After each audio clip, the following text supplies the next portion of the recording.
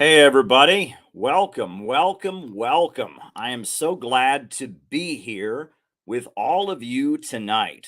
It should be a great conversation that we have on a very important topic. This isn't exactly direct current events related, but it's related to the big picture. We get ideological on these streams, and so I know you're going to love it. So hit the like button, hit the subscribe button, hit the notifications bell.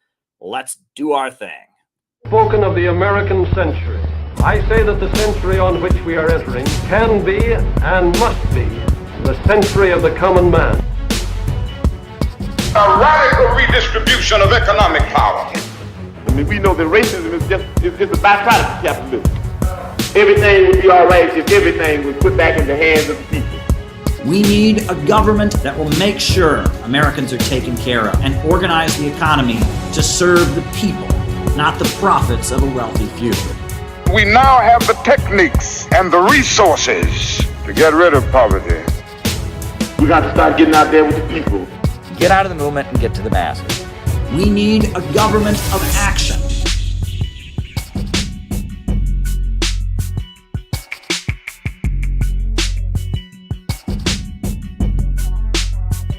Welcome, welcome, welcome, everybody. Hit the like button, hit the subscribe button, hit the notifications bell.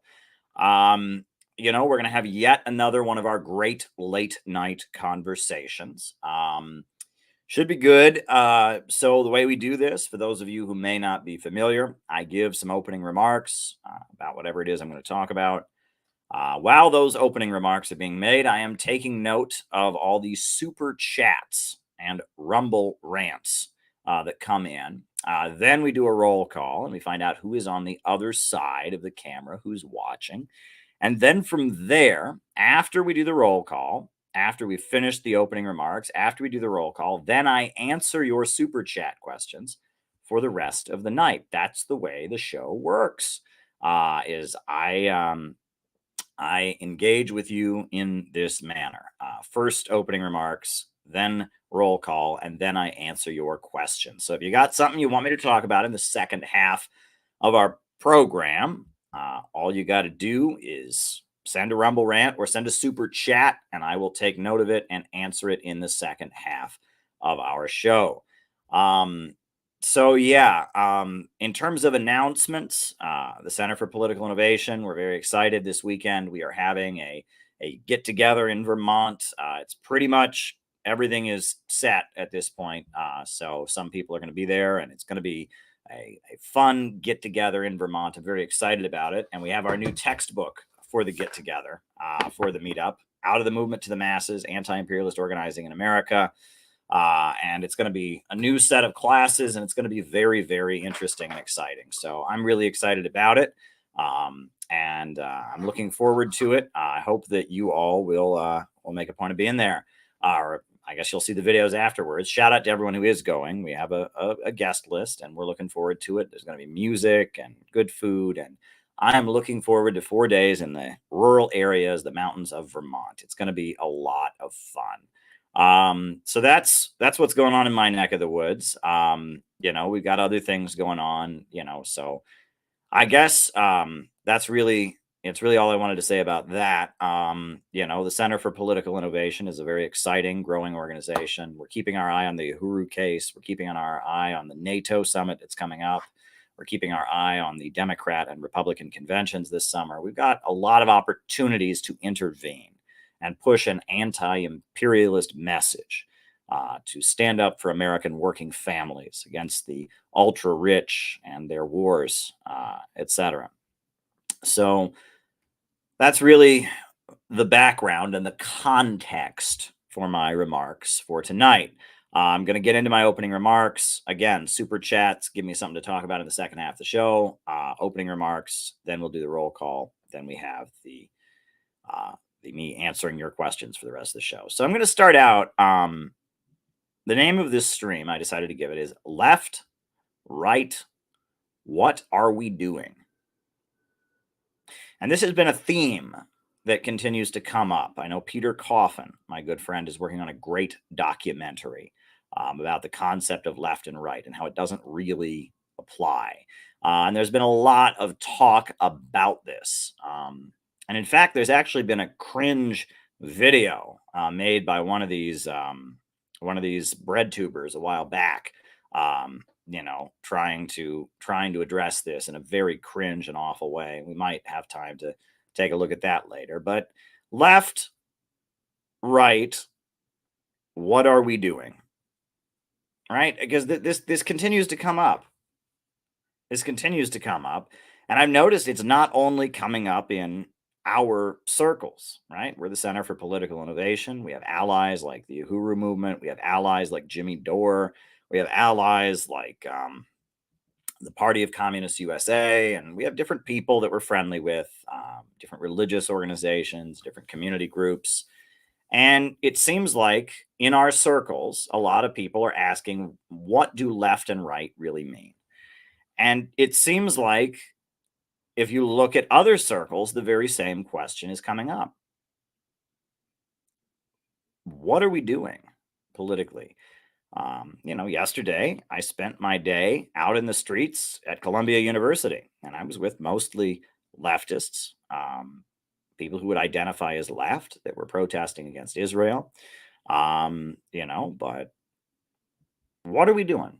What are we doing?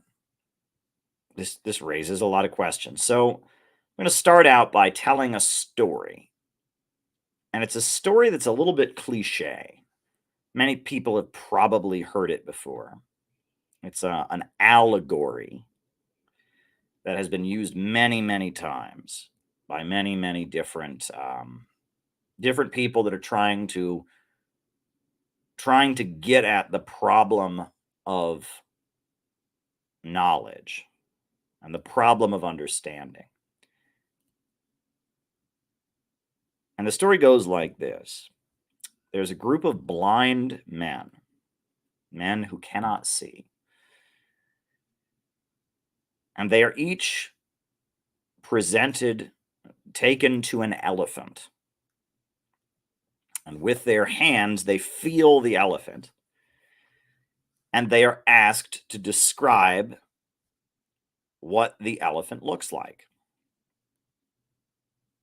And they're all just kind of presented with the elephant and told, feel the elephant. They can't see. Now describe the elephant. And some men described the elephant. Some of the blind men said the elephant was like a pillar. Some of the blind men said that the elephant was like a snake. Some of the men said the elephant was solid. Some of the men said that the elephant was flat. It was kind of, flat. And what it really got down to was all of them touched a different part of the elephant. And they were all right in what they were saying. But if you only touch one part of the elephant, it might feel like a pillar. And if you touch another part of the elephant, it might feel like a wall, like it's flat. If you touch another part of the elephant, it might feel like a snake. Maybe you touch its tail. You touch another part of the elephant, you might feel like it's, you might feel its ears, right? And that there's a whole elephant there. But if you're blind and you're only using your sense of touch and you're only touching one part of the elephant, the perception that you have might be correct, but it's only one part of the bigger picture. And this is something that it has taken me a long time to understand, but it is something that continues to come back. It's a theme that I continue coming back to. And I want you to hold that story about the elephant and the blind men touching the elephant. I want you to hold that story in your mind for a minute. And now I'm going to move on to another point. And this is a point that I also continue coming back to. And this is a point that I've said it over and over and over again. And I keep reiterating to people how important it is.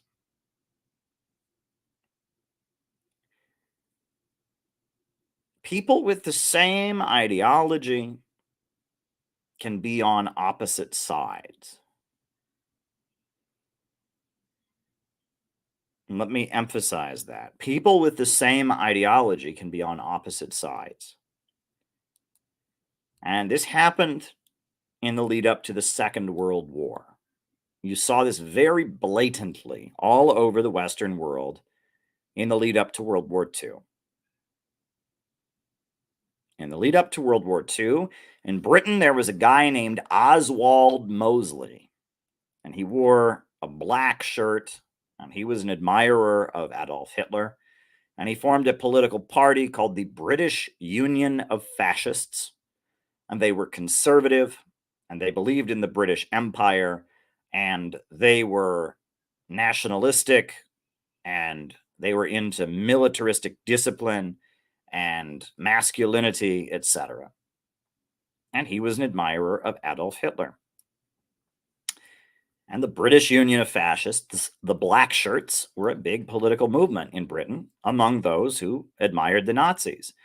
And at one point, there was a section of the military that was conspiring, along with members of the British royal family, to have a coup to put Oswald Mosley into power.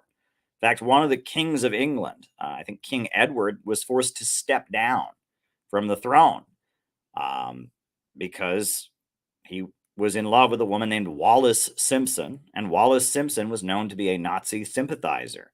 And there was a section of the British ruling class in the lead up to World War II that was sympathetic to the Nazis. And there was this mass conservative movement in Britain called the British Union of Fascists, led by Oswald Mosley. And in response to this movement existing among British conservatives, conservative men, militaristic men, ultra-patriotic men who admired the British Empire, were very masculine, etc., a new movement emerged in Britain. And this movement more or less believed the exact same things that Oswald Mosley believed in.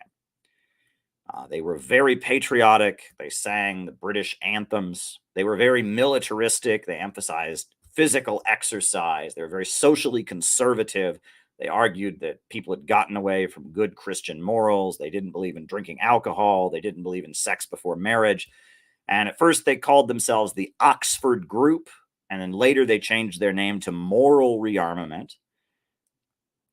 And they were just like the British Union of Fascists, except there was one key difference, which is that they were against Adolf Hitler.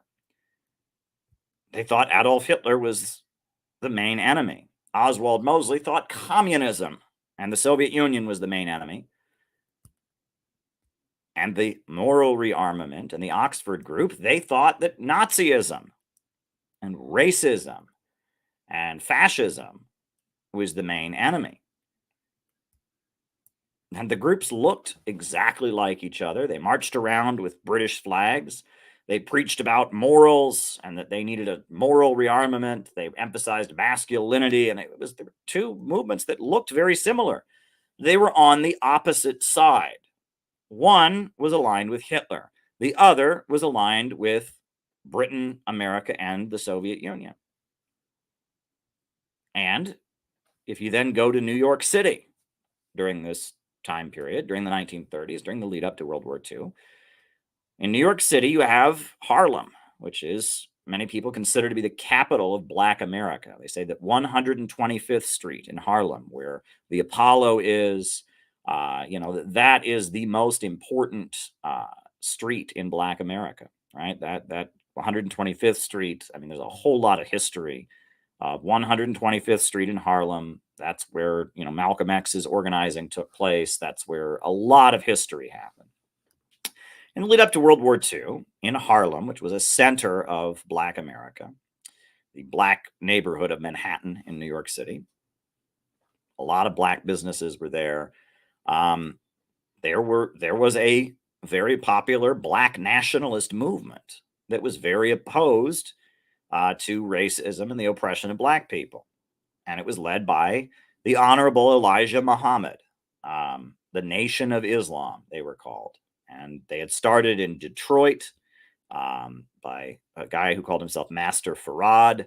And then Master Farad disappeared, and Elijah Muhammad became the leader. And Elijah Muhammad had a very big following in Harlem.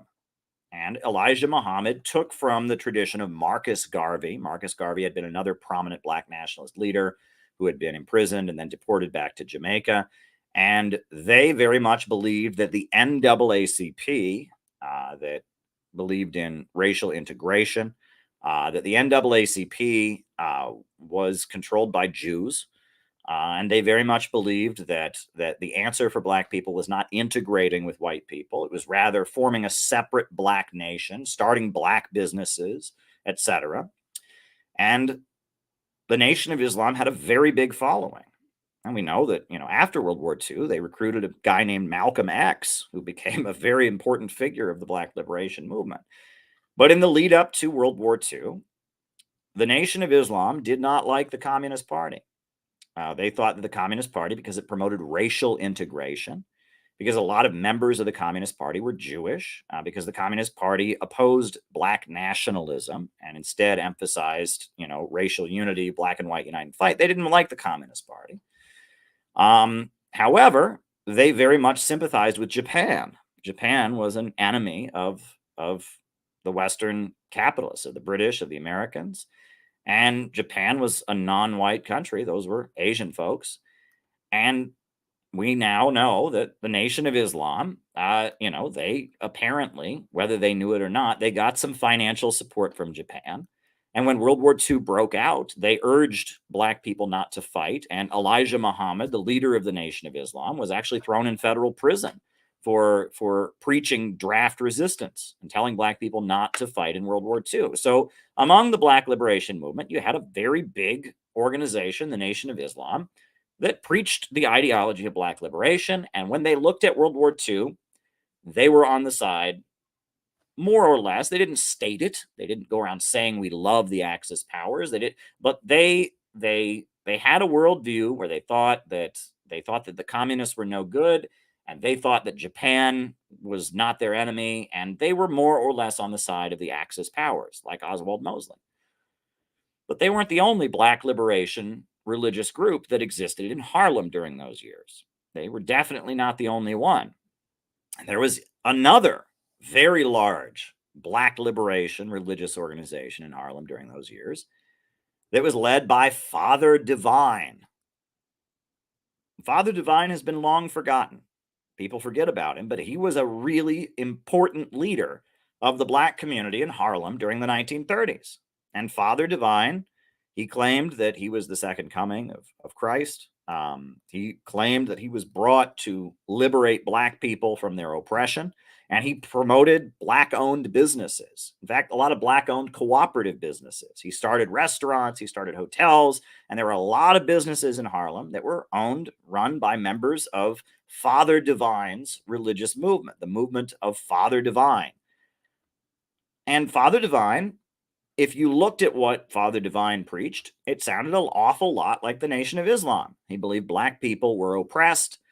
He believed that black people, instead of trying to integrate into white society, they should open their own businesses and have community empowerment. His message focused on religion. He was very much about religion, and just like the Nation of Islam, he opposed drug use, and he emphasized the traditional family, and that was Father Divine. But there was a key difference between Father Divine and Elijah Muhammad. Father Divine loved the Communist Party, and he was a good friend of Earl Browder, who was the Communist Party leader at the time. And Father Divine thought that fascism was the main threat to black people, because the Ku Klux Klan and the racists in America were like the Nazis. And he urged black people in the United States to align with Roosevelt, to align with the British, and to align with the Communist Party. And he was on the side of the Allies in World War II. Very interesting. Two organizations that basically had the same goals, the same worldview, had more or less the same practice. but they were on opposite sides. And then that brings me to the global communist movement, right? If you were living in a Western country during these years, the labor movement was a really, really big deal. Labor unions, workers organizing, having strikes, forcing their employers to sign contracts, winning better protections on the job, fighting against child labor, fighting for minimum wage recognition, job security, economic benefits. This was a big movement. And everybody knew that the main force behind the labor movement was the communists, right? The communists were the best union organizers, and everybody knew that. And if I think Harry Bridges, the leader of the dock workers union in San Francisco, said if it's 2 a.m. at the union hall and there's 2 guys running the mimeograph machine, you can bet that one of them is a communist. And that was true. Communists were the most dedicated labor organizers. However, among the communists, who were very, very, very dedicated to organizing and fighting for the rights of workers and building the labor movement, there were two, there were 2 currents. Hold on. There were 2 currents. You had the Communist Party that was aligned with the Soviet Union, that took leadership from the Communist International, that admired Joseph Stalin, and that supported Roosevelt and supported the British, and thought that fascism was the main danger, and were organizing a united front against fascism. That was the Communist Party. They were the main communist grouping. They thought that the Nazis and Hitler were the main enemy, and they thought that the British and the Americans had to be supported in their fight against the Nazis, and they took leadership from the Soviet Union. But there was another group that claimed the heritage of the Russian Revolution, that quoted Marx and Lenin, all the time, and invoked Marx and Lenin in their writings, that worked and built labor unions, and in some places like Minneapolis, among the Teamsters, they were very effective union organizers. And this group that called themselves communists, they thought that the administration of Roosevelt and was not good. They thought Roosevelt was betraying the workers. They thought that the idea of building a popular front against fascism was a betrayal of the workers' movement. They thought Stalin and the leaders of the Soviet Union were butchers, right? And it looks like they received at least some covert support from the Nazis, and those were the Trotskyites. The Trotskyites, Joseph Goebbels admits in his diaries that the Nazis paid for broadcasts of Trotsky's message. Trotsky gave interviews to William Randolph Hearst, who was a pro-Nazi newspaper writer in New York City, published his articles, why the Soviet Union will fail, etc. And in the labor movement, the Trotskyites were constantly trying to get labor unions to stop supporting Roosevelt. And during World War II, the Trotskyites tried to organize a union among soldiers to get them to not fight in the war. And they said that the United States should stay out of World War II. They said they supported the Soviet Union fighting off the invaders, but they considered the other parts of the war between Germany and the United States, Britain and the United States, to be an inter-imperialist rivalry. And then they had the fifth column. In many places, it was revealed that they may not have known it, but the Trotskyites were getting some kind of backing from the fascists, because they were effective in breaking apart the popular front that the communists were building. And the point that I'm making is that this shows 3 very big mass movements that existed. In Britain, you had the far right and national conservatism. In the United States, you had the Black Liberation Movement. And in the whole Western world, you had the labor movement and the communist movement. And all of these movements had 2 different wings that were on opposite sides. And in some cases, it wasn't as blatant. I mean, it was very obvious that the British Union of Fascists supported Hitler. It was very obvious that the Communist Party supported Stalin. But, it wasn't obvious that the Trotskyites supported the fascists. But if you looked at what they did, trying to break apart the alliance between the labor unions and Roosevelt, trying to undermine the war effort during World War II, it looked like they were on the side of the Axis, maybe not knowingly. It's been proven that, in Spain, and in other places, the fascists did get some, give some covert support. So, they may not have even known it. Your average Trotskyite would probably tell you they hated fascism and that the Communist Party was weak in fighting fascism, etc. But regardless, when World War II was coming, they were on the other side.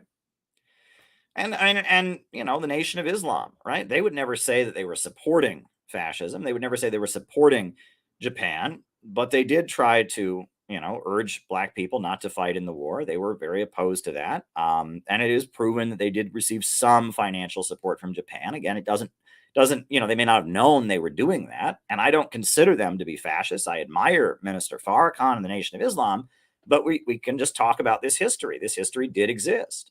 And you look at all of this, what it shows is that there was a real division in the world at the time, in the lead up to the Second World War. And it wasn't a division of classes. It wasn't the working class versus the capitalist class. That wasn't it. There was a division in the global bourgeoisie. And, in 1935, the Communist International, they had their 7th World Congress. And they laid out an understanding. They said that the capitalists of the world are divided between the democratic bourgeoisie and the fascist bourgeoisie, and that the communists should enter a strategic alliance with the democratic bourgeoisie to build a mass anti-fascist movement and isolate the fascist bourgeoisie, right? That was the strategy of this, of the 7th World Congress, of the Popular Front. That was what they advocated doing. And at the time of the 7th World Congress, there was very clearly, between Oswald Mosley and the members and King Edward and the members of the British royal family who supported Hitler and the majority of the British ruling class, led by Winston Churchill and others that openly supported, that were for the Allies, between Roosevelt and his coalition and the people who wanted to overthrow him, who attempted a coup against him, there was a division in the ruling class, right? And there was a division in the ruling class all over the Western world in the lead up to the Second World War. And the Second World War wasn't only a war between countries. In every Western country, there was a fascistic faction and there was a quote unquote democratic faction. And there was intense struggle between these two factions. And you read about the America First Committee that existed that didn't want the United States to get involved in World War II. You read about Oswald Mosley and his forces. You read about these different forces. There was a clear division in the ruling class.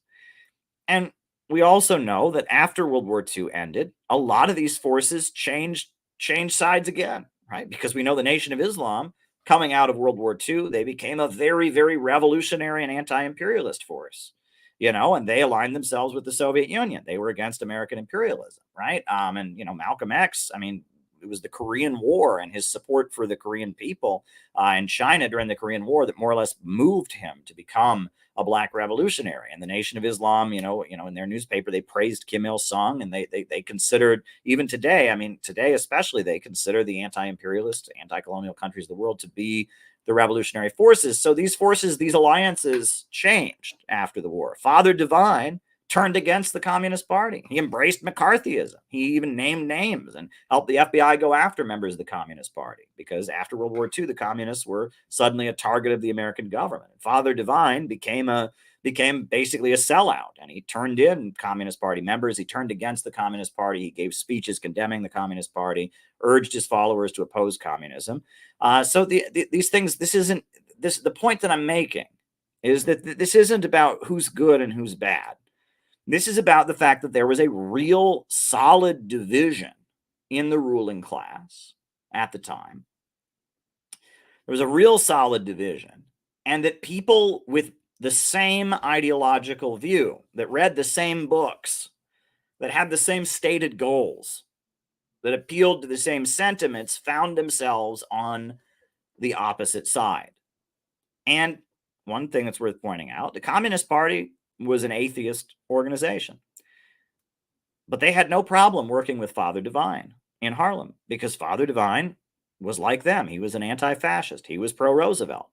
But the Communist Party wouldn't be caught dead with the goddamn Trotskyites. They hated the Trotskyites. Why? Because the Trotskyites were on the other side. Right? I mean, the moral rearmament.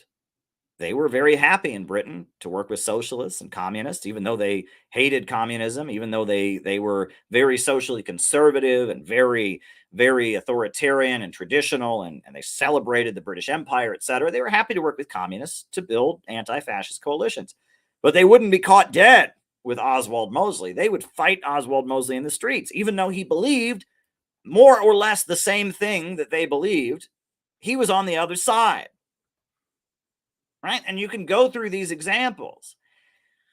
And that what it was about in the lead up to World War II was not a question of what books you read or what you said was your ultimate goal or what your ideal world would look like or what causes you were motivated to organize around. The division that existed, the reason that Father Divine and the Nation of Islam hated each other, the reason that the Communist Party and the Trotskyites hated each other, the reason that the moral rearmament and the British Union of Fascists hated each other was because there was a fight going on, a fight that eventually broke out into a gigantic war, a world war in which atomic weapons were ultimately used. There was a fight going on. And these forces were all on different sides of that fight.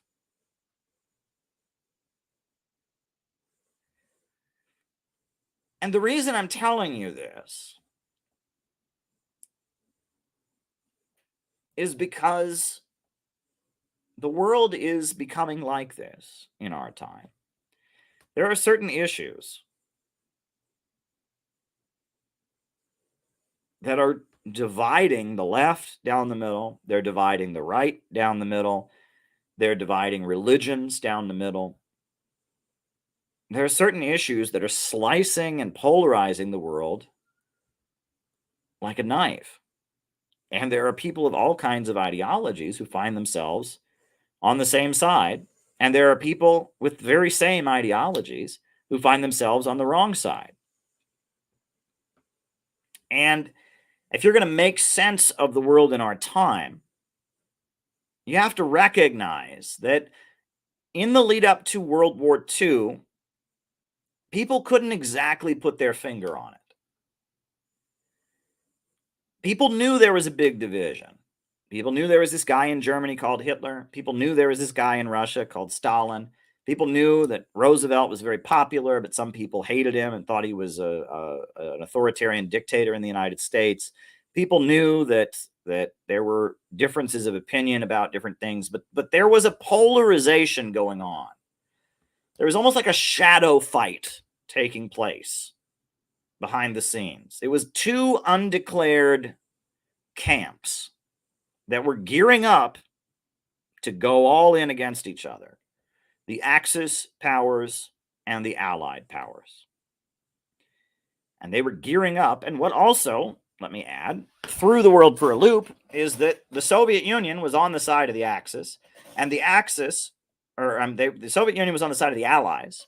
They were on the side of Britain and America and France. But the Allies were treating the Soviet Union so badly that the Soviet Union actually had to do, if you look at it, the Soviet Union had to basically, they had to, I don't know what the right word for it is, but, from 1935 onward, the Soviet Union was urging the Western governments to sign an anti-fascist alliance with them. And they wouldn't do it.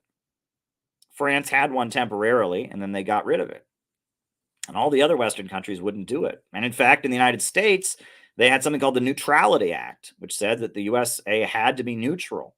And when the Spanish Civil War broke out, Mexico and the Soviet Union were the only countries in the world that helped defend the Spanish Republic from Franco, the fascist. And after the Spanish Republic fell, and after Spain, the Spanish Republic, the elected government collapsed under the leadership of a fascist military government. At that point, the Soviet Union did an about face, right? It was the Pact of 39, where they said, okay, fine, America, Britain, France, you won't sign an agreement with us to fight fascism. All right, well, we're gonna sign an agreement with the Nazis. And they did. And it was a temporary agreement, and the Nazis broke it eventually. But because the Western countries were not really helping the Soviet Union, and because the Soviet Union wasn't getting the support from the Western countries that they'd hoped, because Spain was left to be conquered, because in various countries you had a situation where the Soviet Union said, okay, if you're not going to be friendly to us, we're going to make a non-aggression pact with the Nazis. And in response to the non-aggression pact, there was a huge amount of anti-communism from the very same forces that had been aligning with the communists. Roosevelt put Earl Browder in federal prison. And Earl Browder, the head of the Communist Party, went to federal prison for a minor passport violation. And Time magazine started calling the Communist Party USA the Communazis.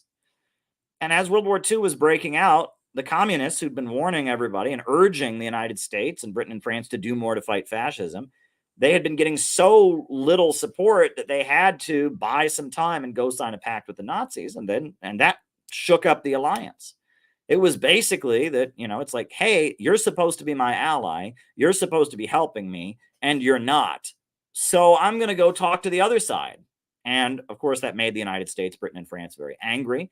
But then after a while, the Nazis broke the pact, and the Soviet Union ended up being on the side of the Allies in World War II. They were never going to align with the Nazis, but they did have a temporary non-aggression pact. And they had to do that because they weren't getting the needed support from the Allied countries, right? And it shook up the alliance. And for a brief moment, you had Roosevelt imprisoning Communist Party leaders, and you had Communist Party leaders calling Roosevelt a warmonger. And there was a brief shakeup in that alliance in the lead up to the war. And a lot of people point to that as an example and saying, oh, the communists are hypocrites. Well, they had no choice. I mean, the Soviet Union needed support in global anti-fascist efforts. They weren't getting it. They knew the Nazis were going to attack them. So if they couldn't get the support, they had to sign a temporary non-aggression agreement. But they knew that the Nazis were going to break the agreement. They knew that. If you read The Soviets Expected It, which is a great book by Anna Louise Strong, she describes how they knew that they were going to get stabbed in the back eventually by the Nazis. They didn't trust the Nazis, but they had to buy some time because the Allies were not giving them the support that they needed. Right? And this is all really, really, really important history. I'm trying to see if I have a copy of Anna Louise Strong, The Soviets Expected It. I used to have one, but this is all really, really important history. Because I'm trying to get you to understand how the world works. Because I see a lot of naivete. And I see a lot of people being loyal to abstract ideologies and not understanding that, just like in the lead up to World War II, there's a shadow war going on. When people talk about the deep state, when people talk about the intelligence agencies, when you look at Russiagate and the allegations against Donald Trump, when you look at events like January 6th, there's a shadow war going on. And it's a global shadow war. And there are different governments on different sides. And there are different forces within different countries that are on different sides. And now I want to bring it back to the story that I told about the elephant. Because that elephant, I talked about the blind man and the elephant, the various blind men, how they all thought that they knew what the elephant looked like, but they'd only seen a piece of it. A lot of times trying to figure out things, and trying to understand the world, especially with ideology, can be like that blind man. You can be like that blind man who's not wrong when he says the elephant's a pillar. Its legs are like pillars. He's not wrong when he says the elephant is flat, because there's parts of the elephant, the stomach, the back, that are flat. He's not wrong when he says the elephant's like a snake, because that tail of the elephant is like a snake. He's not wrong. But he's only seeing one part of the picture. And that is something that's very, very important to understand. There are a lot of movements and teachings and ideologies out there that are correct, that are right, but they only see one part of the picture. And a little bit of knowledge can be very dangerous. A little bit of knowledge can be very, very dangerous. And that one thing that I have seen over and over again, and as I study, I mean, I just wrote this, this book, about all these anti-imperialist movements in America, and I studied different mass movements that existed. One thing that I see over and over again is that often what happens is that there is something that's true, something that is absolutely true, that society will not acknowledge, that the ruling class or the structure of society as it exists will not acknowledge. It is a reality, a truth that society will not acknowledge, and it is very, very true. And what happens often, and I've noticed this about many different groups, when you talk about groups that are on the margins of society, when you talk about groups that are considered to be fringe, or are considered to be sects or cults or whatever, often what you have is you have a group of people that know that something is true, and that there is a piece of knowledge or understanding that they have that is contrary to what society teaches, that goes against what society is urging people to believe. And they have acquired a piece of knowledge. And with that piece of knowledge, with that truth that they know to be true, that the rest of society doesn't acknowledge, they kind of lose their minds. And I see this in many examples. They know there's something that they know that is true, and it drives them crazy. I got my passport photo here. That's weird. But anyway, there's something that they know to be true, and society does not acknowledge it. And so they know that is true. But and they center their belief, their worldview, their perspective on this thing that is true, that the rest of society doesn't acknowledge. But in doing so, they blow that up to the point that there are a lot of other true things that they can't acknowledge. They fixate on that one piece of truth that they know that the rest of society won't acknowledge. That one reality. And they fixate on that. And as they fixate on it, suddenly they lose touch with all the other reality. Suddenly there are very true things that society knows that they don't acknowledge. Suddenly they become more and more integral, talking only to themselves, using lingo that only they understand, and they start to disconnect from the rest of the world, focusing on that bit of truth that they have, that society doesn't acknowledge. And with that truth, they isolate themselves, and they become kind of a marginal group because the rest of society does not acknowledge this truth, and they have this truth. But that little bit of truth that they have kind of intoxicates them to the point that they can't acknowledge lots of other truths, right? And that they become kind of isolated by this truth that they know. One thing that I encourage people to do, right? If you see someone who's talking about politics, someone who's talking about religion, someone who's talking about ideology, find out what truth they are pushing. And it could be someone you really don't like, someone you really disagree with. You know, Jordan Peterson, I do not like that guy. When that guy opens his mouth about communism, about economics, I want to slap him. He has no idea what he's talking about. But there's a reason that so many people listen to Jordan Peterson. And so I have forced myself to listen to one of his lectures from beginning to end. I've done that several times. And as I do it, I'm asking myself, what truth is he pointing to? What is he saying? What is he acknowledging that the rest of society does not acknowledge? What is he pointing to that makes people follow him and consider him to be profound? And that's what one should do. One should look to mass movements. One should look and find out, what are they pointing to? You know, someone mentioned Ayn Rand, right? Well, I don't like Ayn Rand. I loathe her, especially her ethical system. She doesn't believe in right and wrong. She has very much a might makes right understanding. But why do people like Ayn Rand? What is it about Ayn Rand that people like? Well, people like the fact that Ayn Rand appeals to the fact that some people are very creative. Some people are very hardworking and dedicated, and often they get resented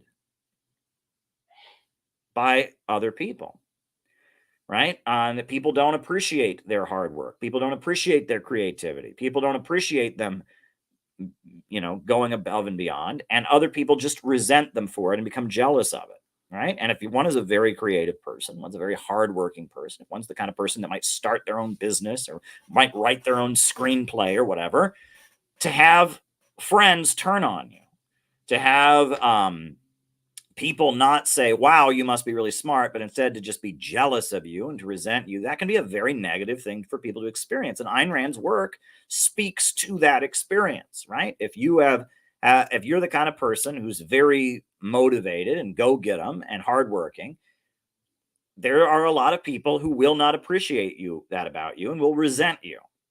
And Ayn Rand takes that situation, which is something I think a lot of people can relate to, right? That you have some success, right? You know, make some money.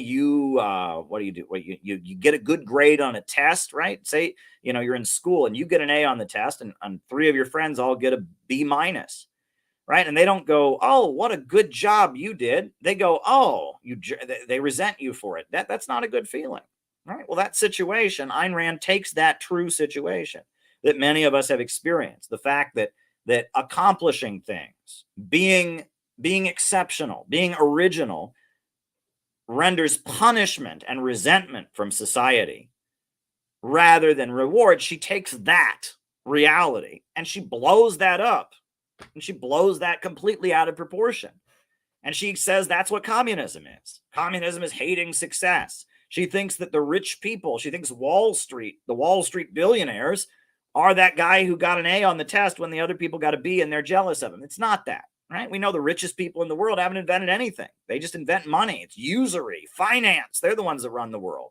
You think Warren Buffett is a great inventor? I mean, it's ridiculous. But if you read her books, you would think that all the billionaires are just guys, just creative geniuses. And the reason everyone hates billionaires is because we're just jealous. We're jealous of their success. That's not the reality of the situation, but it's an experience that many people can relate to. And it's an experience that probably Ayn Rand herself had in life. And she took her experience, her truth, and she blew her little truth out of proportion. And with her little truth, she lost touch with reality. And I see this is a really common thing. They say a little bit of knowledge is a very, very dangerous thing. And especially if that knowledge is forbidden knowledge. It can be very dangerous. And the danger of having a piece of forbidden knowledge, the danger of that is that with that forbidden knowledge, you lose the risk of getting out of touch with everything else. Right? And this is something I would like folks to understand. I can give you an example from my own life. Right? When I was a young person, I realized that what I had been told about communism was a lie. When I was a young person, Everybody told me communism does not work. This was just common knowledge. Communism does not work. The Soviet Union, they never had any economic successes. No one works in communism. Everyone's lazy in communism. The Soviet Union never had any economic successes. Communism just doesn't work. I was told that. And that was why we had to have free market policies. That's why, you couldn't tax rich people to build roads. It's why you couldn't tax rich people. And it's why we couldn't have free healthcare. Communism just doesn't work, I was told. Everybody knows that the free market is the best system and communism just doesn't work. I was told this. And I discovered through my own research that basic economic data confirms that that is false. The Soviet Union became an industrial superpower. They defeated the Nazis. They invented space travel. They electrified and industrialized an entire country, wiped out illiteracy, built huge modern universities, etc. The Soviet Union had really, really big achievements. And China is the second largest economy in the world. The Communist Party built China up from nothing. There's many examples. Talk about Cuba and their healthcare system and what they've provided in terms of literacy and education for the population. You talk about Gaddafi and what he built in Libya, how Libya had the highest life expectancy on the African continent when Gaddafi was running Libya. There's many examples of socialist centrally planned economies working. But we're constantly told in America, we're just hit over the head. Nope, communism just doesn't work. Oh, no, everyone just starves to death under communism because it just doesn't work as an economic system. Well, that's a lie. That's a lie. But there was a time in my life that based on that knowledge, I overlooked some key things. And it wasn't until I started traveling, when I first went to Iran, and then I went to Venezuela, and then I went to Nicaragua, and I traveled. And it was through traveling, I went to Brazil, and I went to international communist gatherings, that I started to understand things. Because in my mind, when I learned that the Soviet Union had had all these great achievements, when I learned, that what I'd been told was false, I fell into a dualistic thinking where I thought, okay, if we just do what Stalin did, everything will be fine. I had the classic, anti-revisionist Marxist-Leninist worldview that the Soviet Union, the communist way of doing things, is absolutely the right way to do things, and that the idea that it doesn't work or that it has problems is just capitalist propaganda. And it took me visiting the communist countries of the world. It took me looking into this to understand that yes, everything that the Soviet Union did have huge successes, and everything I was told about socialism never working was all a big fat lie. I was taught that, and that was correct. But after a country industrializes, and after it, builds the power plants, etc., and after it builds itself up, socialist countries tend to have a little bit of a problem. They tend to have a little bit of stagnation. Right? After the first generation, after the leader appeals to people's selflessness, after they mobilize to build and construct with 5-year plans, then they start to have a problem. The Soviet Union did have a problem with consumer goods, children's toys, clothing, women's shoes. They had a problem.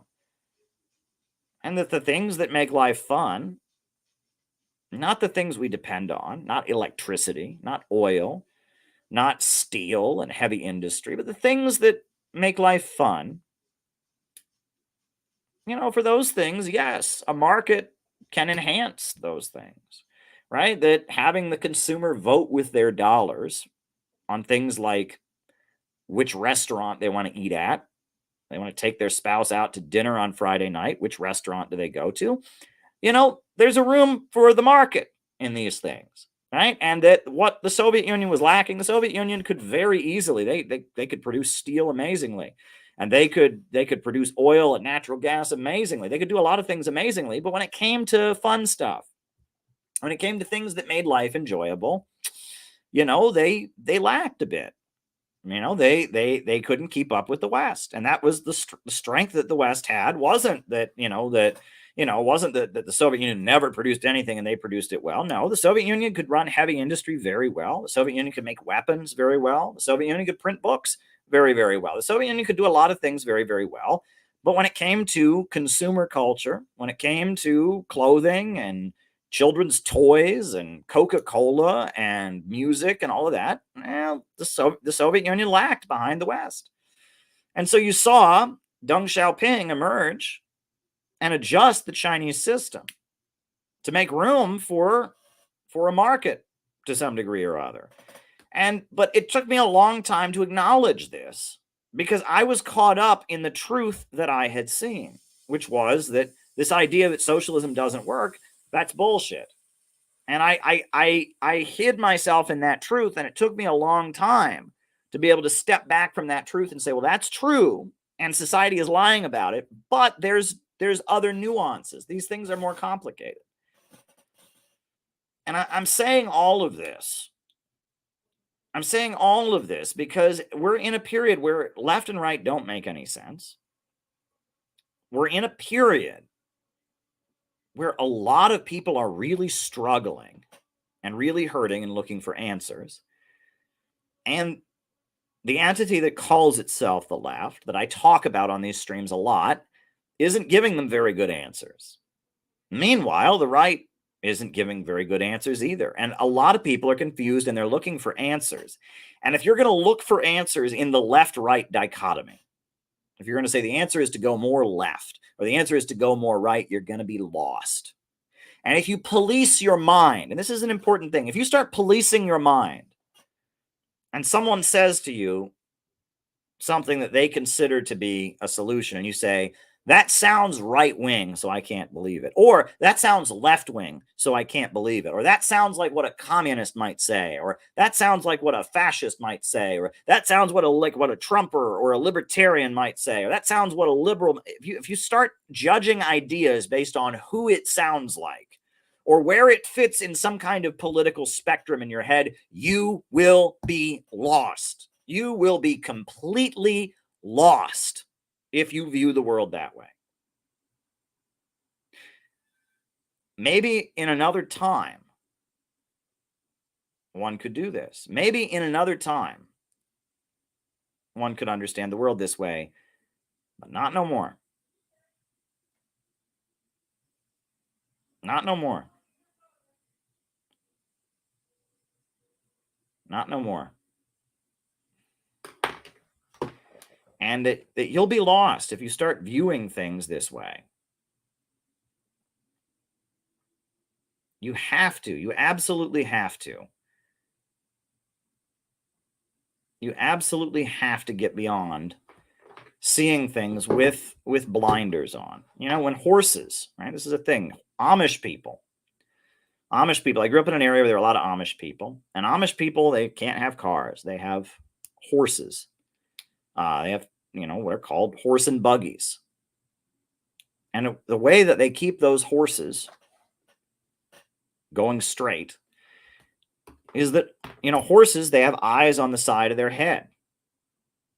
But in order to make sure that the horses keep going forward, they put these black things on either side of the horse's eyes. So that the horse can't look this way and it can't look that way. It has to look ahead. Those are called blinders. And they put these blinders on either side of the horse's head. And with those blinders, the horse can only look forward, so you don't have to worry about your horse going the other way in the middle of the road because it's got blinders on and it can only see forward, so it can only march forward. And what a lot of people that I meet have are blinders. They have these blinders on their head. And if somebody comes along and they say, hey, there's a problem in our society and what we need to do is blank, they got these blinders on. And if the answer that is given doesn't go here, they can't see it. If the answer is over here or the answer is over there, they can't see it because they got these blinders on. And you're going to be lost if you got blinders on. You are going to absolutely be lost if you have blinders on. Because the answer that might come along might be over here or it might be over there. And if you got these blinders on, you ain't going to see the answer. And a lot of what the left and right label are about is teaching you to self-censor. Teaching you to stop, teaching you that certain things are forbidden, certain things are beyond discussion, certain ideas can't be discussed. I must sound like a conservative. I must sound like a liberal. If this idea sounds like this, if it sounds like that, and it keeps people from really getting into answers. And on top of that, and I will just throw this out there too, right? And I've said this many, many times. We need to get beyond judging politicians by what they say. I do not care what politicians say. Politicians can say whatever the hell they want. It doesn't matter. What matters is what they actually do. Right? Donald Trump said a lot of awful things when he was president. I don't care. Donald Trump said this. Donald Trump said that. Donald Trump said, who cares? I don't care. What did he do? Joe Biden gave a great speech when he first, became president. His first joint address to Congress. It was great. But he didn't do any of it. He said he was going to build infrastructure. I don't see any infrastructure being built. He said he was going to raise wages and make sure working families were getting by. I don't see that. I see mass inflation. I see people being squeezed. He said he was going to pass the PRO Act so that, workers could organize unions more effectively. I don't see that. Joe Biden said a lot of great things. He didn't do them. Donald Trump said a lot of awful things. And so what? And if you look at Trump's presidency, I hate to say, I hate that this is the state of affairs, but at this point, if you look at the Trump presidency versus the Biden presidency and you ask who did the most damage, well, Biden's the clear winner. Biden did the most damage. Trump did some damage. He murdered and cost himself the money. He ripped up the Iran nuclear deal. He moved the U.S. embassy to Jerusalem. He lifted taxes on the rich and lowered taxes on the rich. He pushed forward deregulation. Trump did a lot of damage, but compared to the damage that Biden's done, it's nothing. Biden put the Uhuru movement in jail. He took a black revolutionary socialist group and charged them with being Russian agents. He's trying to make it illegal to be an anti-imperialist activist. He took a black revolutionary socialist organization and said, this group, because they went to some conferences in Russia, because they published some articles, they are Russian agents. And he's got the U.S. Department of Justice. They're going to go on trial in September 3rd. But Trump never dreamed of doing anything like that. Joe Biden has jailed a number of his political opponents for walking around the Capitol. They walked around the Capitol and they're in prison. Joe Biden has brought us to the brink of World War III. He can't tell Israel no. He can't tell Israel no at all. And Israel is bringing us to the brink of World War III. Joe Biden turned the war in Ukraine, the soft war that was going on, that yes, Trump sent some lethal weapons, and yes, Trump ripped up nuclear. Trump wasn't totally good on Ukraine, but compared to what Biden has done, Biden started an all-out war in which thousands and thousands of people have died, and he continues to dump billions of dollars into that war. Joe Biden has wrecked our economy, right? At this point, the inflation that American working families are facing is completely massive. American working families are just being squeezed right now. So again, if you want to judge Joe Biden by what he says, maybe he does better, right? He says better things. If you want to judge Trump by what he says, maybe Trump says better things. Sometimes Trump says some very good things about the military industrial complex, about, who has the power, the deep state, et cetera. But other times Trump says really horrible things about Muslims, about immigrants, about police, and, Trump said a lot of awful things, but I don't judge politicians by what they say. I judge them by what they do. That's what I judge politicians on, is what they do and not what they say. Right? And that is a really, really important thing. We need to stop judging politicians by what they say and judge them by what they do, because we're in a period where they'll say anything. There's a word that used to be more popular. They talk about demagogy, right? The politicians will get up and pound the podium and say anything. They can pound the podium and say anything. The question is, what do they do? Are they actually doing the things that they say, or are they saying one thing and doing the opposite? That's what we should judge a politician on. And right now, what is urgently needed is dramatic action to liquidate the economic crisis. Our country is economically bleeding out right now. Working families are being squeezed, and we at the Center for Political Innovation, we have a 4-point economic plan. Our 4-point plan to improve the United States, you go to our website, cpiusa.org. It's right there on the website. It's the first thing that comes up. We have a 4-point plan. 1, national mobilization to rebuild the country. Hire the unemployed, pay them decent wages to build high-speed railway, to repave the roads, to refasten the bridges, to make the power plants better, to make the bridges more secure, to make, better water treatment facilities, more, just revamp the country. Have a mass mobilization to rebuild America. Step 2, public ownership of our natural resources. America's oil, America's natural gas, America's coal, America's timber. The profits from it should go to make America a wealthier country. They shouldn't just go into the hands of some Wall Street monopolists, some billionaire money sharks who just happen to own them. It should go into making a stronger economy in this country. Public control of our natural wealth, our natural resources. Step 3, public control of banking. If you don't have to be a communist or a socialist, you can be a Christian or a Jew or a Muslim. Every major religion forbids the lending of money at interest. Go and read the Torah, go and read the Bible, go and read the Quran. Lending money at interest is a sin. It is haram. It is a violation of every major religion. Why? Because it leads to a creditor class, a group of people who are exponentially rich because they have so much more money than everybody else, because they get money just by having money. Money gets made from other money. Sterile usury. However, if you look at the healthy societies throughout history, the state is the financier. Right? When this country began, Alexander Hamilton built a national bank. And when Britain was first industrializing, the British even had a national bank, right? And if you go to countries around the world, the way they build themselves up is they have a national bank. Finance and the lending of money is the monopoly of the state. The government, at a federal level, at a local level, at a state level, there should be banks and credit that is done in the interest of the community.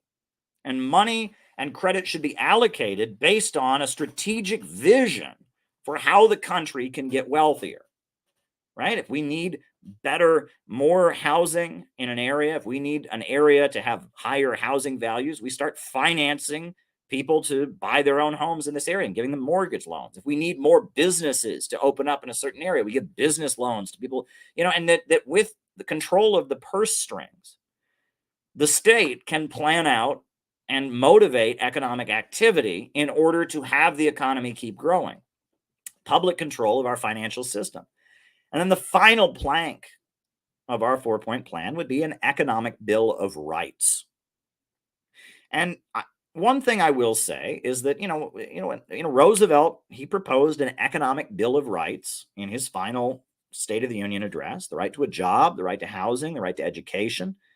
But a lot of conservatives oppose an economic bill of rights because they think, well, that's a handout, right? It's just giving stuff to people. And I feel like a lot of liberals play into this.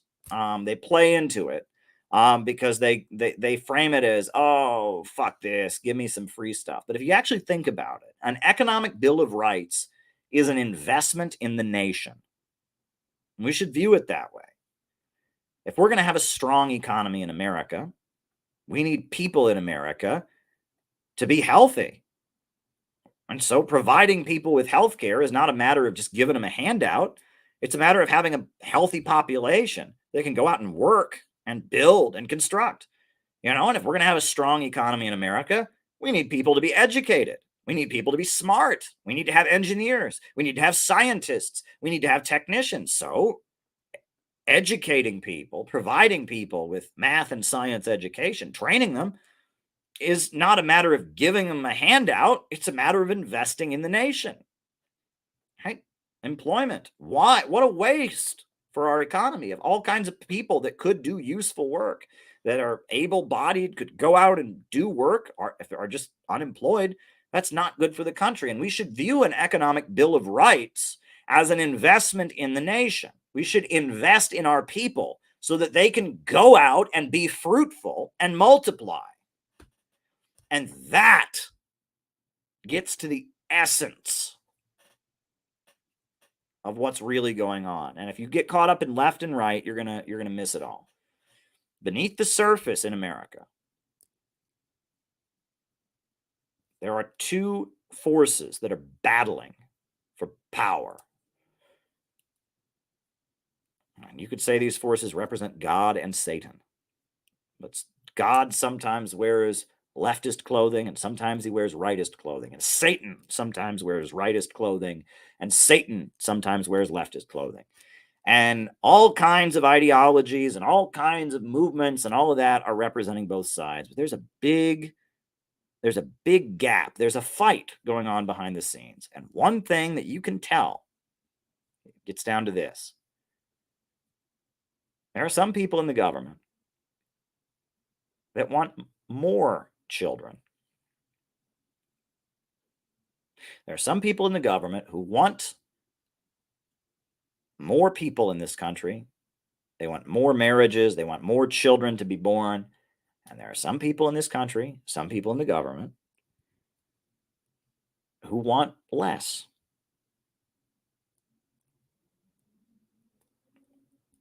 And that difference tells you a lot about the spiritual view of that person. Is that person pro-humanity? Is that person pro-growth? Or is that person sinister, pessimistic, and degrowth oriented? Right? Because, I mean, on the right, Richard Nixon, right? He was a conservative, brutally crushed the Black Panthers, brutally bombed Vietnam. But Richard Nixon, his orientation was that we should have more people in America. And he actually went as far as saying that every family that had more than 3 children should get a $5,000 guaranteed minimum income. That's what he called for. And he wanted more people in the country. However, after Richard Nixon was ousted, the next president was Gerald Ford, who was also a Republican, who had been Richard Nixon's friend. But Gerald Ford's administration was full of people who had the opposite sentiment. And in fact, David Duke, the white supremacist, who almost became governor of Louisiana, one of his main planks that he fought for was he wanted sterilization of anyone who received welfare benefits. And of course, David Duke was a racist. We know that. And when he obviously was framing that as getting rid of a certain ethnic group. But a lot of people get welfare benefits of a lot of different racial backgrounds. I think the majority of people who get welfare benefits in America at this point are white. And David Duke was appealing to racists, and he was appealing to the white supremacist stereotype that welfare mothers are Black women, etc. But David Duke was financed in what he did, right? You can read about the Georgia Guidestones, I believe they're called, right? There was a billionaire who paid for it. It was like anonymous, but it's been revealed. I believe they're called the Georgia Guidestones, right? And it's this monument that's been constructed in Georgia, and it has Malthusianism on it. It has the belief, it has 10 rules.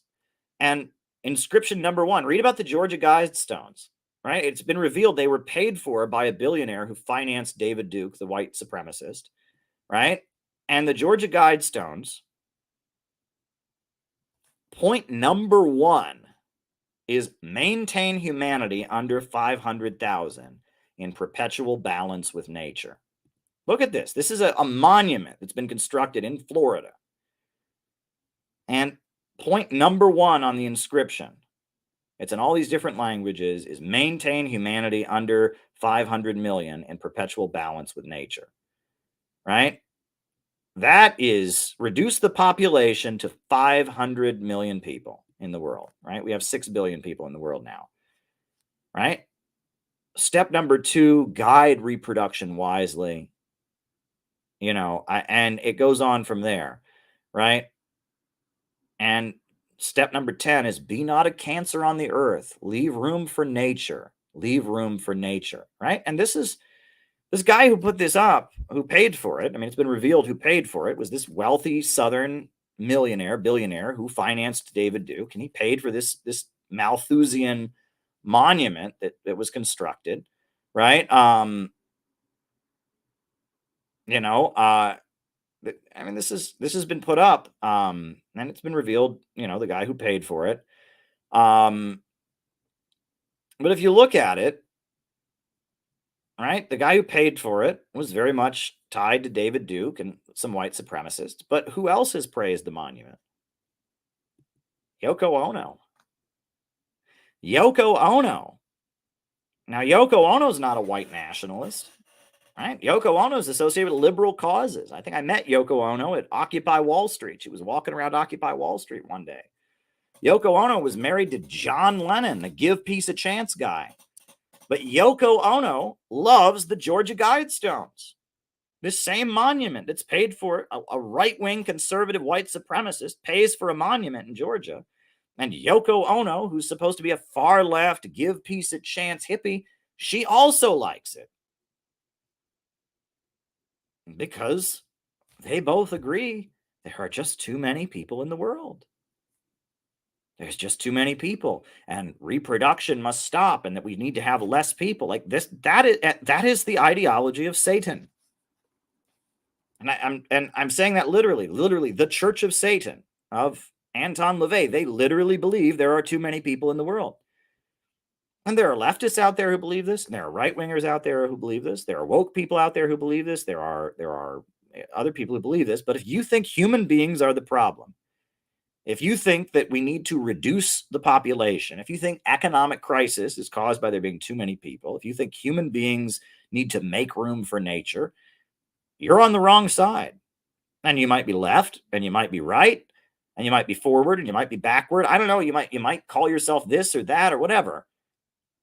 But if you think that humans are the problem, and if you think economic growth is bad, right? If you want to forcibly reduce humanity, right? That is the ideology of death. And I will tell you this, right? And I apologize if this next bit is triggering for anybody. But, I have met 3 people in my life who have committed suicide, right? One of them I did not know very well. He was a man in my hometown when I was a kid. I think I met him on 2 occasions. So I'm not going to say too much about that guy because I only met him twice, and I was just a kid and whatever. The other 2 are people that I met through my political work. And one thing that I have thought about on careful reflection, right, is when you think about someone who commits suicide, we often project our own depression onto them, right? Because all of us have times in our life when we're sad. All of us have times in our life where we're lonely, where we feel like no one cares about us, right? And we assume that people who kill themselves, people who take their own life, have those feelings as well. And we kind of project our own experience of being lonely, of being hopeless onto those who obviously are so hopeless and so lonely they kill themselves. That's not correct. Because these 2 individuals who committed suicide, these 2 individuals that I knew, and I just got to tell you, they were not very nice people. All right, they were both rather unpleasant to be around. The 2 ones that I knew, and I'm not saying that means they deserved it, and I'm not saying that I'm glad they're gone or anything like that. I'm just telling you that part of their depression, part of their mental illness, was that they and people who are miserable enough to kill themselves, often are rather unpleasant to be around. And that's because, if you're miserable enough to take your own life, you're not a fun person generally, right? I mean, you can imagine if someone is that miserable for that long that they ultimately take their own life, they're ultimately going to express that in a very negative and antisocial way. And it's very sad. And obviously, we want to do everything we can to prevent people from getting into that state of mind. But what I'm telling you is that depression and extreme depression and hopelessness often manifests itself in the person becoming very hateful and very mean-spirited and very hostile to their fellow human beings. And that's something that's hard for us to understand, because we want to think of people who commit suicide as being victims, and they are victims. And the reason they're acting so hostile is because they're in that much pain, okay?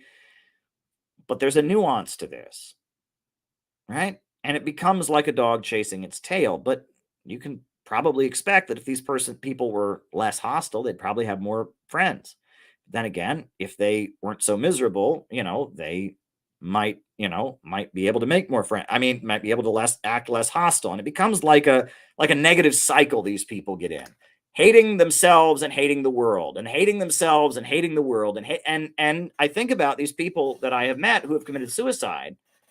Dennis, you say they needed a hug. If you'd have hugged these people, they would have said, "Get away from me, you freak." And I'm telling you that there's more to it than that, right? It's when we talk about evil, right? People think of evil as being selfish. People think of evil as wanting to harm other people. It's more than that, right? Very much good and evil often get down to loving humanity, trying hard to make tomorrow better than today, having goals and working to achieve them, trying to see the good in other people, trying to preserve relationships, and isolating yourself, and being full of hate, and being full of resentment, and focusing on the bad, and demobilizing, and not looking forward to the future, and putting down other people in a cynical way. And that good and evil in a lot of ways, they represent two spirits, you could say, two ways of being, two moods, two energy sources, two modes of being, of being. And when they talk about a lot of these mass shooters who do these mass shootings, they kill themselves, and they have the same mindset as a suicidal person, but they decide that they want to really hurt a bunch of other people in the process, right? And this is where Alex Jones and all of them start talking about psych meds, and how a lot of them, like, they would probably have just killed themselves, but they take the psych meds, and the psych meds like kind of give them this energy. So instead of just wanting to kill themselves, they want to kill a bunch of other people, and just they have a kind of an energy to their depressed rage that that's a theory that some people have, that these psych meds, they make it so people that would normally just be suicidal become murderous. And again, what do I know? I'm not a doctor, and I'm not telling anyone, and I'm the last person you should ever ask about any of this, but I'm just saying what some people have speculated, and that hate and self-hate are usually very closely connected. If you meet a person who really hates other people, they really hate themselves, right? And also, self-love and self-esteem and love and compassion for other people are also closely linked. If you meet somebody who is really kind and caring, usually that person loves themselves and is kind to themselves, and that's how they're able to be that way, right? And this is not obvious, right? This is a way of understanding the world. And it says, can we talk politics instead? This is politics. So much of the politics, my friend, it really gets down to this, right? So much of the politics really gets down to this, right? There is a lot of evil in the world today. And what we need is optimism. And the reason that the Center for Political Innovation in our organization is different, What it really gets down to is we frame our socialism in an optimistic way. I am not a socialist because I want to destroy America. I am a socialist because I want to save America. I am not a socialist because I want to punish other people, because I have resentment against other people. I'm a socialist because I love other people. I'm not a socialist because I want to tear it down and burn it down. I'm a socialist because I want to build. I'm not a socialist because I want to be bad and do wrong. I'm a socialist because I want to be good and I want to do right.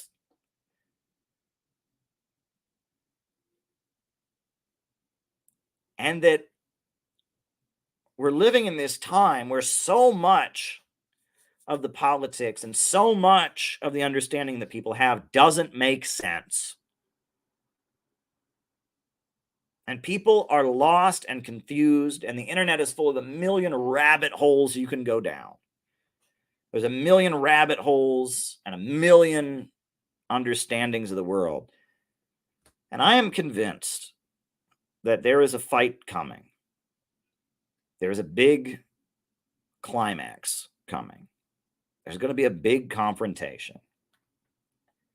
When that confrontation comes, it won't be between communists and non-communists. It won't be between Christians and Muslims, Jews and Muslims. It won't be between capitalists and socialists. It won't be between racists and anti-racists. The confrontation that's coming is going to be a confrontation between these two spiritual forces. It'll be a confrontation between the forces of growth and degrowth. It'll be a confrontation between the forces of optimism and pessimism. It'll be a confrontation between good and evil. And we all need to start learning how to smell good and evil. No matter what kind of clothing it's wearing, no matter what kind of attitude it has. Look, libertarians, for example. Right? You can tell a good libertarian from an evil libertarian. A good libertarian says, I want to start my own business. I want to build something and construct, and I don't like the government getting in my way. A good libertarian says, what's happening to Julian Assange is wrong, and the state is violating people's rights. And a good libertarian says, why are we spending all of this money on wars around the world? The killing people around the world, it's just not right. That's a good libertarian. A bad libertarian says, why is our government giving aid to lazy people? Our government's always giving aid to these losers, these lazy people on welfare. They have too many children. The government should cut them off, and we should have less of them. And, this is awful. And a bad libertarian, says that, why is America feeding people in Africa? They should be giving that money over here. And there's a very evil interpretation of libertarianism. And there's also a very positive interpretation of libertarianism. Now, I would argue that my ideology is very different, but for some people, libertarianism means economic growth. Libertarianism means opposing the low-wage police state and its wars.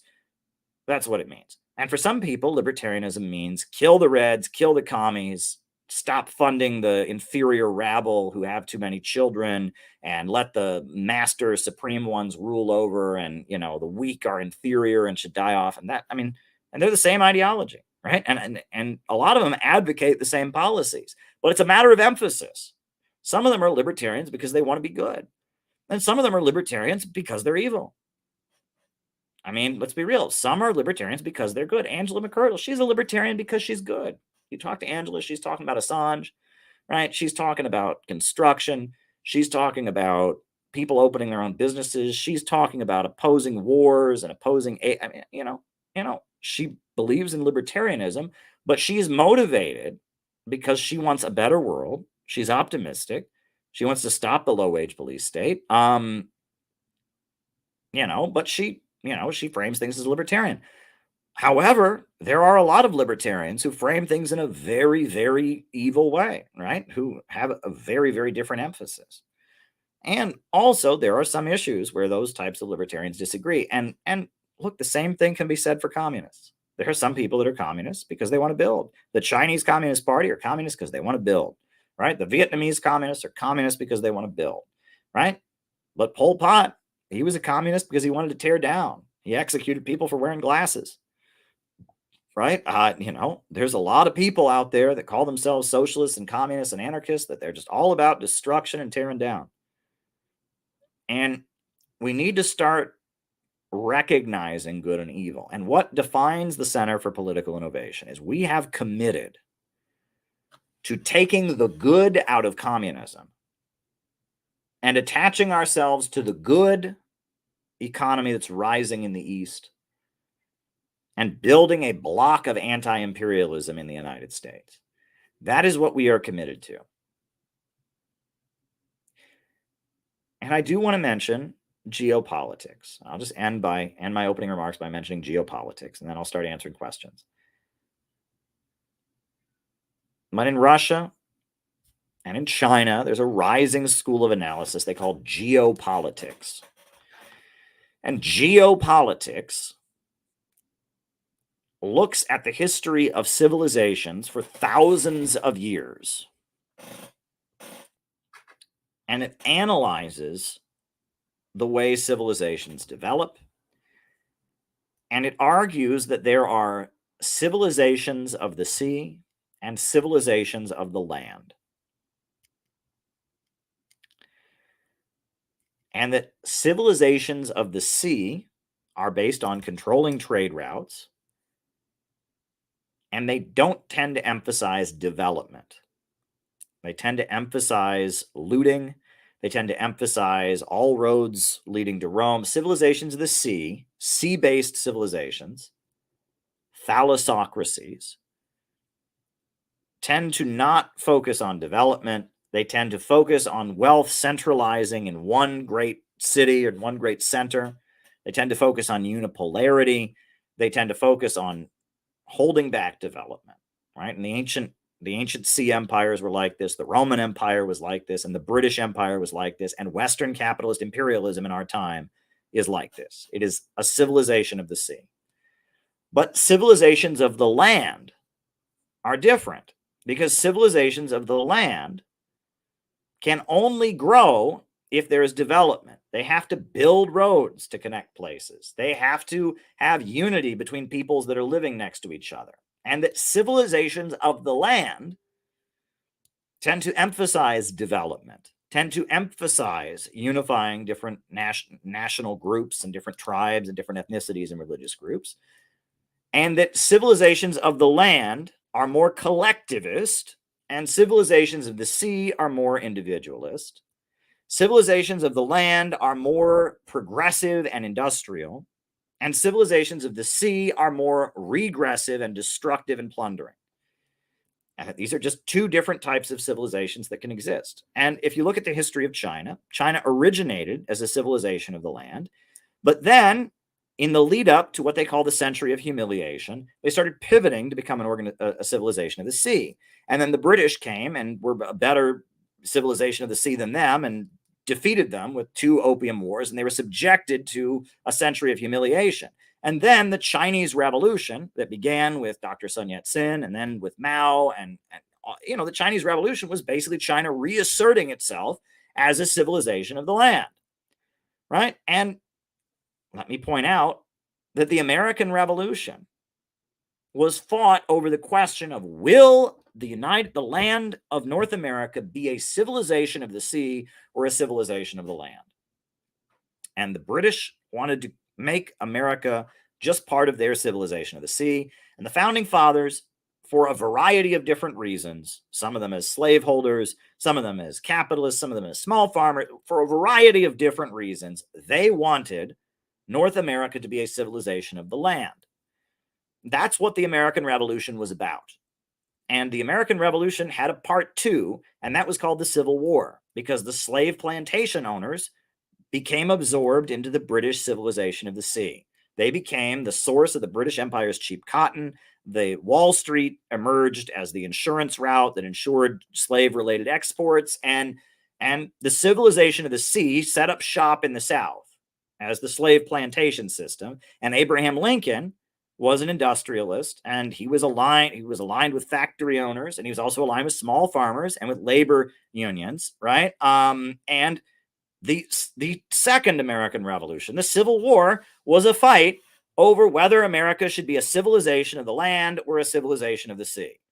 And Lincoln won, and they tried to be a civilization of the land. And throughout the history of our country, this is so important for you to understand, there has been a fight. Will we be a civilization of the land, or will we be a civilization of the sea? That has been the question in American history. Roosevelt wanted a civilization of the land. Truman wanted a civilization of the sea. Right? And that has been the battle that has defined American history. Trotskyism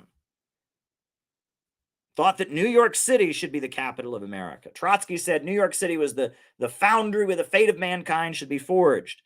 But Stalin and William Z. Foster said that Chicago should be the capital of America because they saw America as a civilization of the land.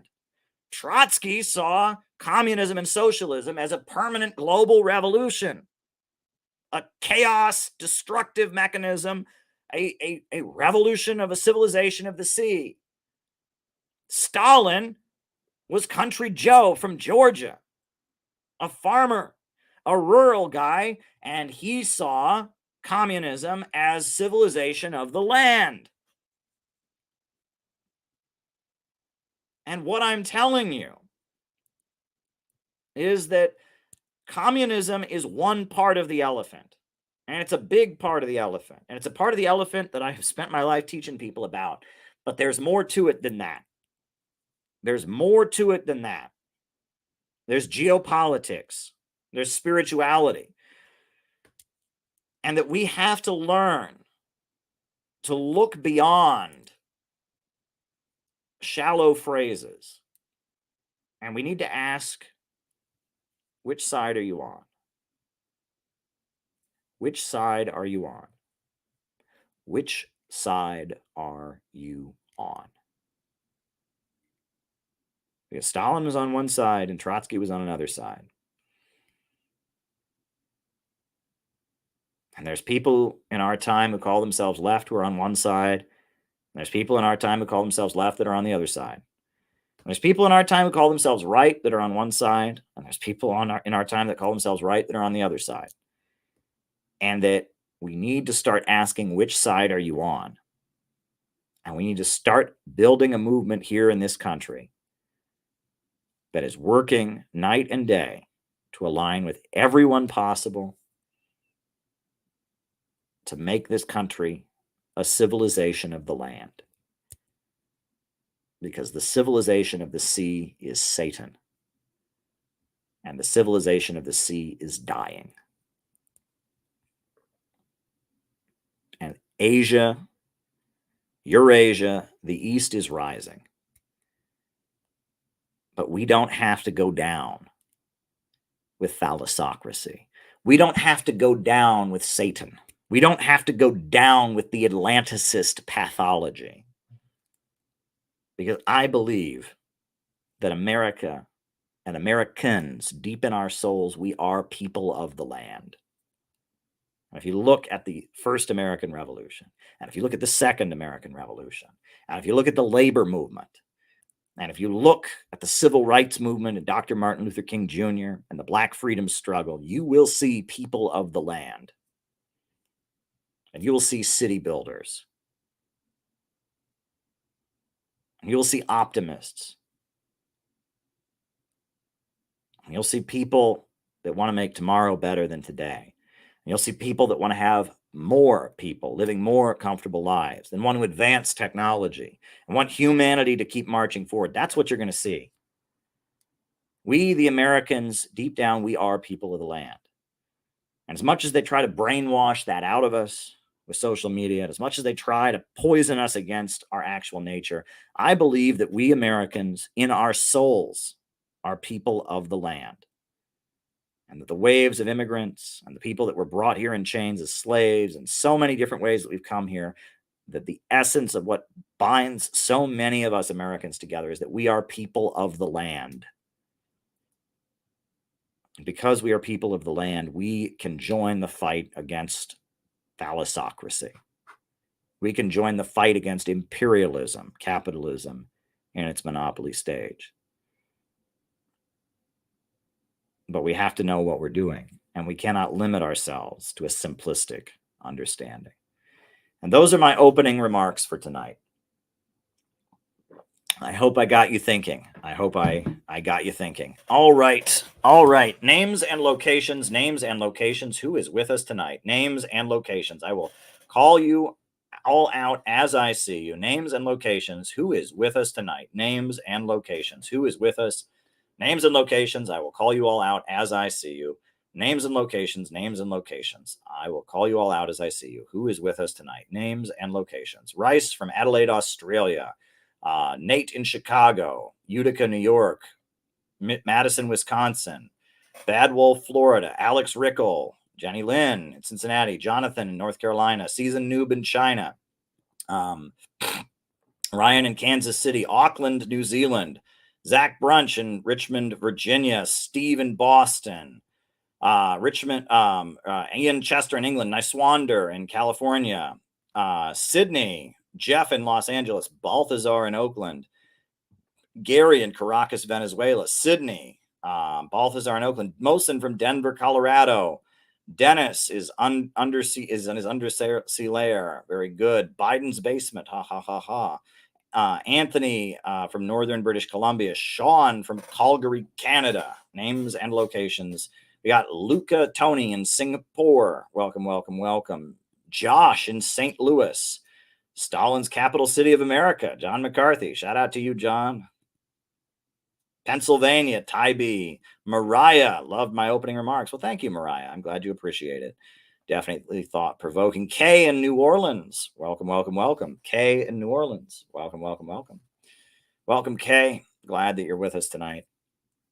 Maddie in California is with us. Very, very good. Very, very good, everybody. Hit the like button, hit the subscribe button, hit the notifications bell. I've got a few super chats and Rumble rants. I got 4 super chats and 3 Rumble rants. So I'm going to answer those. I will say we do have our educational retreat coming up in Vermont. And, you know, for the next few days, you'll be able to get this very, very big book. Look how big this book is. You'll be able to get this very, very big book at a very low price. So get it while you can, because in a few days I'm going to raise the price. But right now we're getting no royalties. It's the bare minimum price, but it is what it is. Chris in Salt Lake City, Patrick in Maine. It is what it is. You know, so, you know, we got that. You know, this book is available, and special thanks to Elizabeth and Marissa, who worked so hard to get it out. You know, it's a lot. Let me put that. There's a lot in that book. So it's available. Amazon. You can get a copy of the new CPI textbook that has a lot of information about anti-imperialism. I do want to mention that if you would like to support, you know, the workshop that we're doing, if you want to donate to CPI, you can do that by going to our website, cpiusa.org, and donating. And if you'd like to just help me cover my expenses this weekend, you know, help me cover the hotel where I can clear my mind, you know, and work on my lectures a little bit, you know, and stuff like that. And if you want to, you know, help us cover some last minute expenses for the retreat, if you want to just give funds directly to me, you're welcome to do that as well. You know, and I am on Cash App, Caleb Maupin 22. That is one way to help out. And there was somebody who there was a couple people who sent very generous contributions earlier, and I do appreciate it. And if you would like to help me get through the weekend so that I can take care of things that I need to do this weekend, Cash App, you know, Caleb Maupin 22, pretty straightforward. That would help me cover expenses for our great workshop that we're going to have. Shout out to Tyler, who is going to be there, and he's going to be playing music, and he's also going to be making sure we have video. And shout out to all the people that are helping out, Chris Halali, and Christina, and everybody. We've got a lot going on. Oh, Rachel in Winder, Georgia. Rachel's watching. Shout out to Rachel. You know, so yeah, if you're able to, you know, Cash App me to help me get through the weekend, through the workshop, that would be greatly appreciated. You know, we're headed to Vermont on Friday. We're coming back Monday afternoon. It's going to be a great weekend full of great classes. We're putting everything together, and we've got a great schedule, a great crew of folks who are going to be there. I'm really looking forward to it. So hit the like button, hit the subscribe button, hit the notifications bell. And now I'm going to start answering the questions. So I'll do the Rumble rants first. That's generally how I've done it. They're all from Unknown. So, all right. First from Unknown, he says, just now, the Minister of External Economic Relations, Yan Jung-ho of Pyongyang, visited Iran. Thoughts on North Korea and Iran? Well, I think North Korea and Iran have a very good relationship, and it should expand because the U.S. imperialists have been trying to divide, have been trying to isolate both countries. And so they're going to get closer, economically speaking. And that North Korea and Iran both come out of an anti-imperialist, anti-colonial revolution. Iran has supported the Palestinians, and so has the North Koreans. The North Koreans have supported the Palestinian resistance over the years. I don't think we should be shocked by that. What is important is that the Islamic Revolution of Iran began with harsh denunciation of Islam, or of Marxism, and the North Koreans are Marxists ideologically; they're communists, but yet they both have the same orientation, right? That they are anti-imperialists. They're both aligned with Russia in Ukraine. They're both aligned with the Palestinians. I don't find that to be shocking, and that the USA, they got so mad when Iran and Venezuela started trading with each other. Well, what right do they have to complain about it, right? And now I'm sure that the USA is really mad that Iran and North Korea are trading with each other. Well, why is it any of their business, right? I continue to hear U.S. officials make weird speeches. How dare these two countries we don't like trade with each other? Well, how is that your business? If you want to be nicer to either of these countries, you might be able to try and influence who they trade with, but you've been really nasty and cut off both of these countries. Both of these countries tried to negotiate with America. Iran signed a deal, and the USA stabbed them in the back. North Korea was in the process of signing a deal, and then Trump was pushed away from doing it by John Bolton and Mike Pompeo. They sabotaged it. So both countries tried to negotiate with America, and America didn't fulfill its end of the bargain with both countries. So why are you surprised? Why are you surprised? I mean, they both come out of anti-colonial, anti-imperialist revolutions. I think the fact that they're cooperating with each other makes perfect sense. Next question from Unknown. People who read nonfiction tend to benefit from an extra perk of reading people. Anyway, any book recommendation on your psychological topic? Your explanation of the current youth sounds fascinating. Well, that's interesting. I have read a number of books about these different topics, but which one do I want to recommend? Sigmund Freud, I have learned a lot from his work, but I don't think he was a good person. Right. And that goes to show you, I think someone can be a bad person and observe true things, and that Freud was a bit of a sociopath. And because he was a sociopath, he was able to kind of comment on people and their desires and their feelings in kind of a cold, calculated way that at his time was very bold and revolutionary. I will recommend, I will link it in the chat.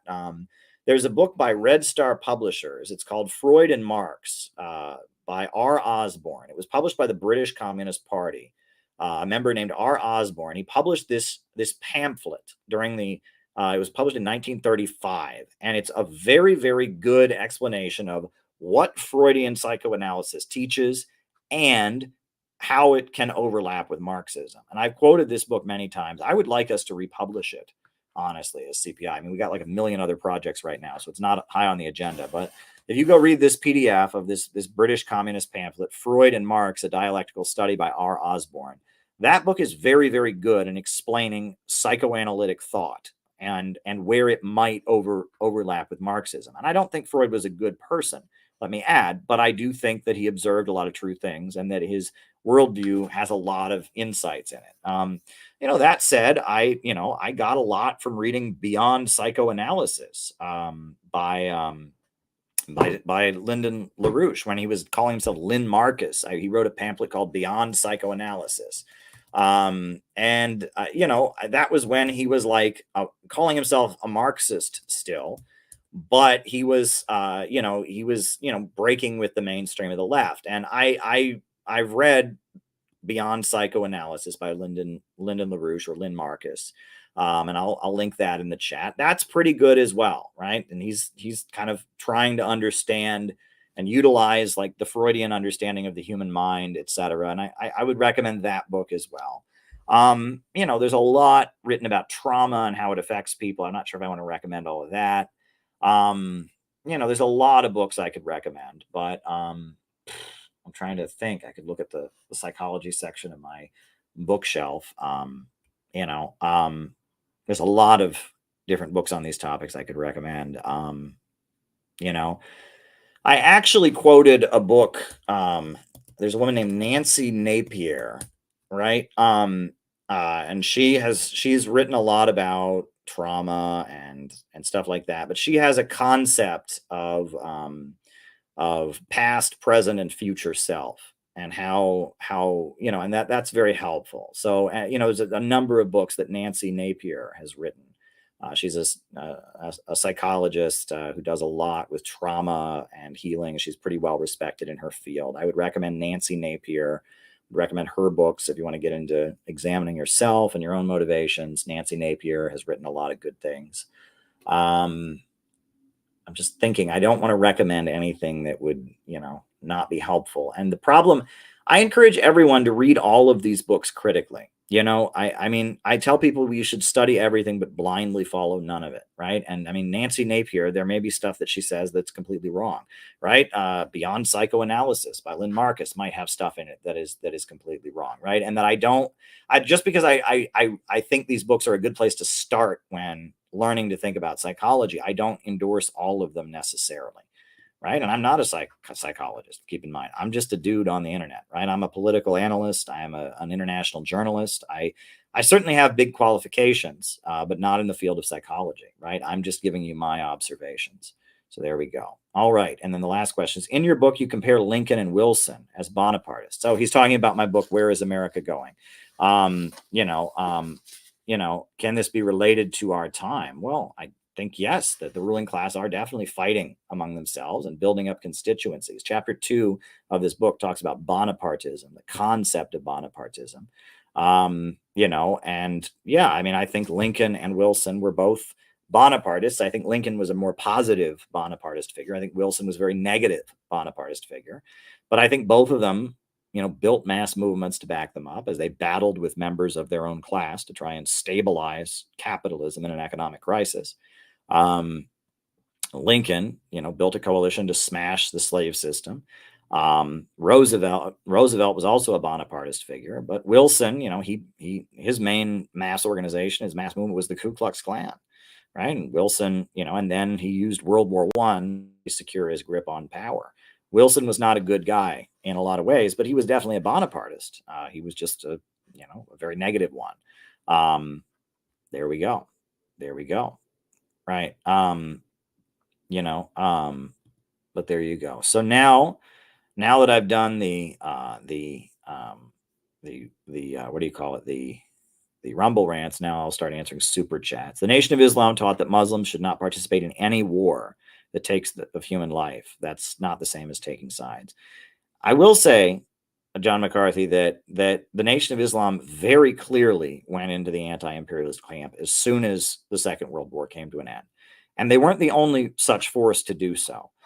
Around the world, and this is very interesting, around the world, there were many non-communist anti-colonial fighters who they understood the British or the French or the Americans to be the main danger, and they were not communists. And so they were confused about World War II. And I think people outside of the West, right, and that includes Black people because they're a colonized, oppressed nation, right, within U.S. borders, right. So I don't consider them part of, I don't consider them part of like Western white people, you know what I'm saying, right? Among colonized people, that's a better way to put it. Among colonized people, I don't consider it to be the same. Right. And that's, some of these people that are Zionists make such a big deal out of this grand mufti. Oh, my God, there was this Palestinian guy who liked Hitler. Well, that was because the British was their colonizer. OK, The British was their colonizer, and the British had sent Jewish settlers to Palestine, and those Jewish settlers were terrorizing the Arabs, right? And he was not a communist. And so it makes sense that he's not a communist, and his main enemy is the British, and the British have sent Jewish settlers to terrorize his people under such circumstances, not knowing about the Holocaust, not knowing history, and not being a communist. I mean, is it shocking that some Arab guy living in Palestine at that time, who his main enemy is the British, and and the main people the British are sending to fight him are Jews? Is it shocking that he might think, that the guy, that Hitler was a good guy? Not at all. It's not shocking at all. But you'll notice that almost as soon as World War II was over, the Palestinians immediately sided with the Soviet Union. And even though the Soviet Union supported Israel at first, pretty soon they turned against Israel as well. There's many examples. Syria, for example, right? In Syria, the French were the colonizer. And because the French were the colonizer, the Communist Party of Syria stopped fighting the French because they said, look, we got to focus on fighting the Germans. And the French are a democratic capitalist power. We got to focus on fighting the Nazis. And there was a great Syrian communist named Michel Aflaq. And Michel Aflaq said, no, the French colonizers are my enemy.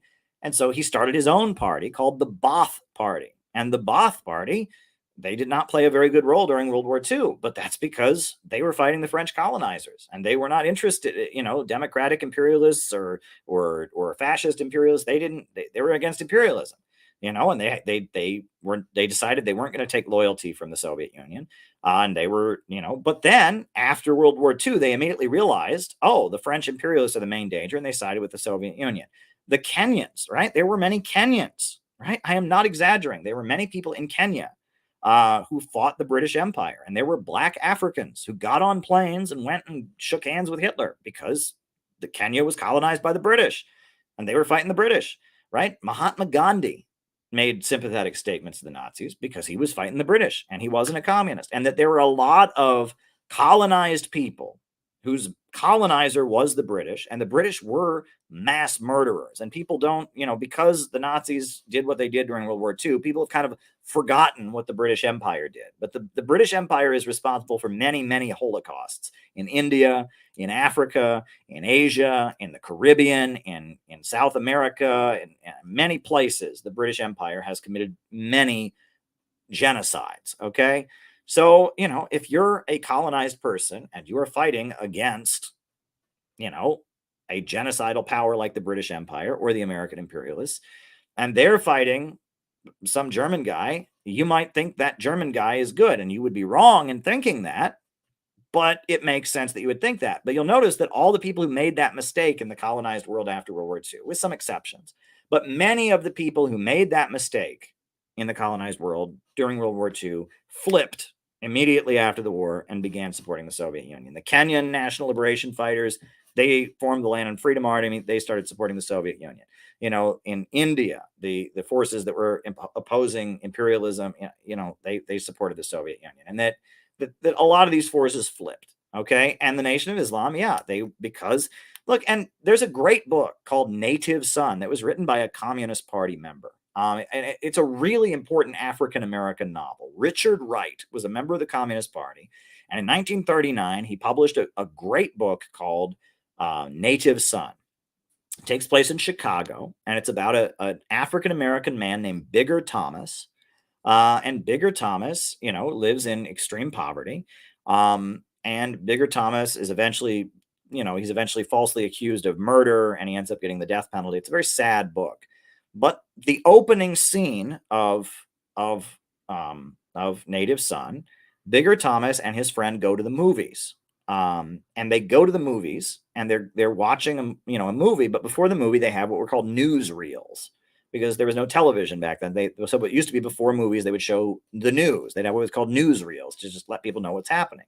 And in Native Son, a novel written by a black communist leader, in Native Son, Bigger Thomas is watching, he's watching the movie and he's watching the newsreel, and Adolf Hitler is shown on the screen talking about fighting for his race.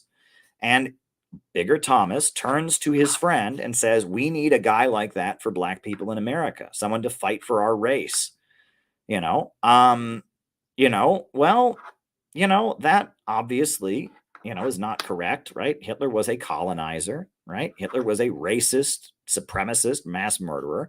But it makes sense that if your main enemy as a black person is the American government, and the American government is fighting against some guy on the other side of the planet who's talking about fighting for his race, it makes sense that you might think, oh, well, I want to fight for my race against the American government, and this guy is fighting for his race against the American government. It makes sense that one might think that. Now, if one is a communist and has an ideological understanding, they're not going to do that. But and so it's my point. It's not about. I don't consider people in the colonized world who were anti-colonial fighters who made that mistake during the Second World War. I don't consider them to be the same as white supremacists, right? People in Kenya who wanted to fight the British colonizer and got confused about Hitler. People in India who wanted to fight the British colonizer and got confused about Hitler. People in the Caribbean who I don't consider that's wrong. They shouldn't have done it, okay? I wouldn't have done it if I was them, but I'm not them, right? And I'm not a colonized person, first of all. But and I don't think it was right for them to do, but it's not the same as somebody in the West becoming a sympathizer with the Nazis, right? And there's nuance to all of this, but this is an important point to make, right? And that people in the colonized world who may have gotten confused, about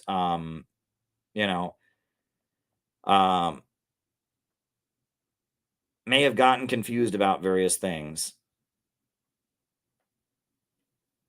They're not the same as people in the West who were actively promoting fascism in the Western countries. I think Harpal Brar, the British Marxist, he has said that fascism is very much something that happens in the imperialist countries. It's not something that happens in the colonized world. And that's correct, right? Fascism is open, liberal Western societies collapsing into illiberalism and implementing economic degrowth to save capitalism. That is what fascism is. Fascism is not third world countries having authoritarian dictatorships. That's not what that is, right? That's fascism is when Western liberal open societies collapse into illiberalism. I think that's what it gets down to. So, and the NOI refused to fight in Vietnam and Korea, and they are absolutely correct. And they praised Mao, and they praised, the global anti-colonial movement. And, it's these things are complicated. I mean, Marcus Garvey very much loved the Soviet Union and their anti-colonial stuff, but he hated the Communist Party USA. And that these things are complicated, right? He felt that the Communist Party USA was Jewish people manipulating the Black freedom struggle, right? And Marcus Garvey felt that way, but he loved Lenin and he loved the Soviet Union because the Soviet Union and Lenin were having conferences about fighting colonialism around the world, and he identified the Black freedom struggle as fighting the colonialism. But yet he felt that the Communist Party USA were using and trying to take advantage of Black people. And to be honest, the Communist Party USA made mistakes. They did. I mean, if you look over their history, I mean, they weren't perfect. They did amazing things, but let's not get lost in, amid the amazing things the Communist Party USA did, they made mistakes.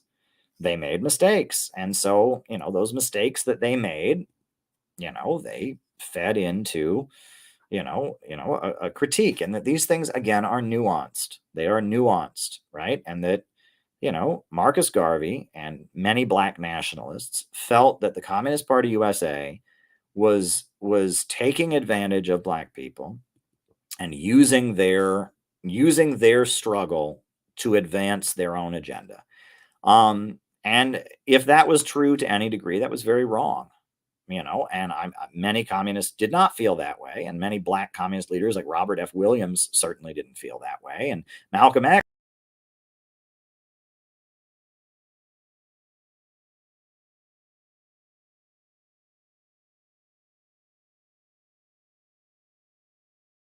Okay, that was weird. That's never happened. It just kicked me right out of the studio. And now I'm back. I've never had that happen before. That was a weird one. It didn't end the broadcast. It just kicked me out of the studio. But Malcolm X didn't feel that way. It's complicated. These things are complicated. That's my only point, right? Is that these things are complicated. I have never had that happen before. So there we go. All right. Wow. I take away if you take away foreign policy, it's not even a debate how Biden is compared to Trump and Clinton. I have my issues with Biden and Obama. Yeah. I hear you. Right. Okay. All right. Alex Jones has mentioned the Trotskyite connections with the neocons. If you can talk to Jones, I think you can make a great impact, pro-growth. I would really love to talk to Alex Jones about that. If Alex Jones wants to talk to me, the door is open anytime he wants to talk to me. Years ago, I was in certain circumstances where I was invited to go on his show and I couldn't go on for reasons beyond my control, but I think that has passed. So if Alex Jones wants to have me on, I would go on at this point. I was not able to. I had to decline. I was very upset. I really wanted to go on, but due to certain life circumstances, I was not able to. But if the door is still open with Mr. Jones, I would love to talk to him. I will say I have some of Alex Jones' stuff I appreciate, but I did a reaction video to when he appeared on Jimmy Dore, and he said a lot of things that I don't agree with. I mean, he presents the idea that because Biden unfroze some Iranian money in South Korea, that Biden was secretly behind October 7th. That's ridiculous. And he pushes anti-technology stuff, that technology is all satanic. And, that Alex Jones interview, I listened to the whole thing that he did with Jimmy Dore, and my jaw was dropping at how many. He was opposing technology. He was claiming that Iran is secretly in bed with Biden and they're against Israel. And he was saying a lot of things, very anti-China. I would look I would view Jones' audience as an opportunity, right? And I would really love to talk about the Trotskyite neocon connection with him. But at the same time, Jones, I think the time in my life that I think Jones played the best role was the Libyan War.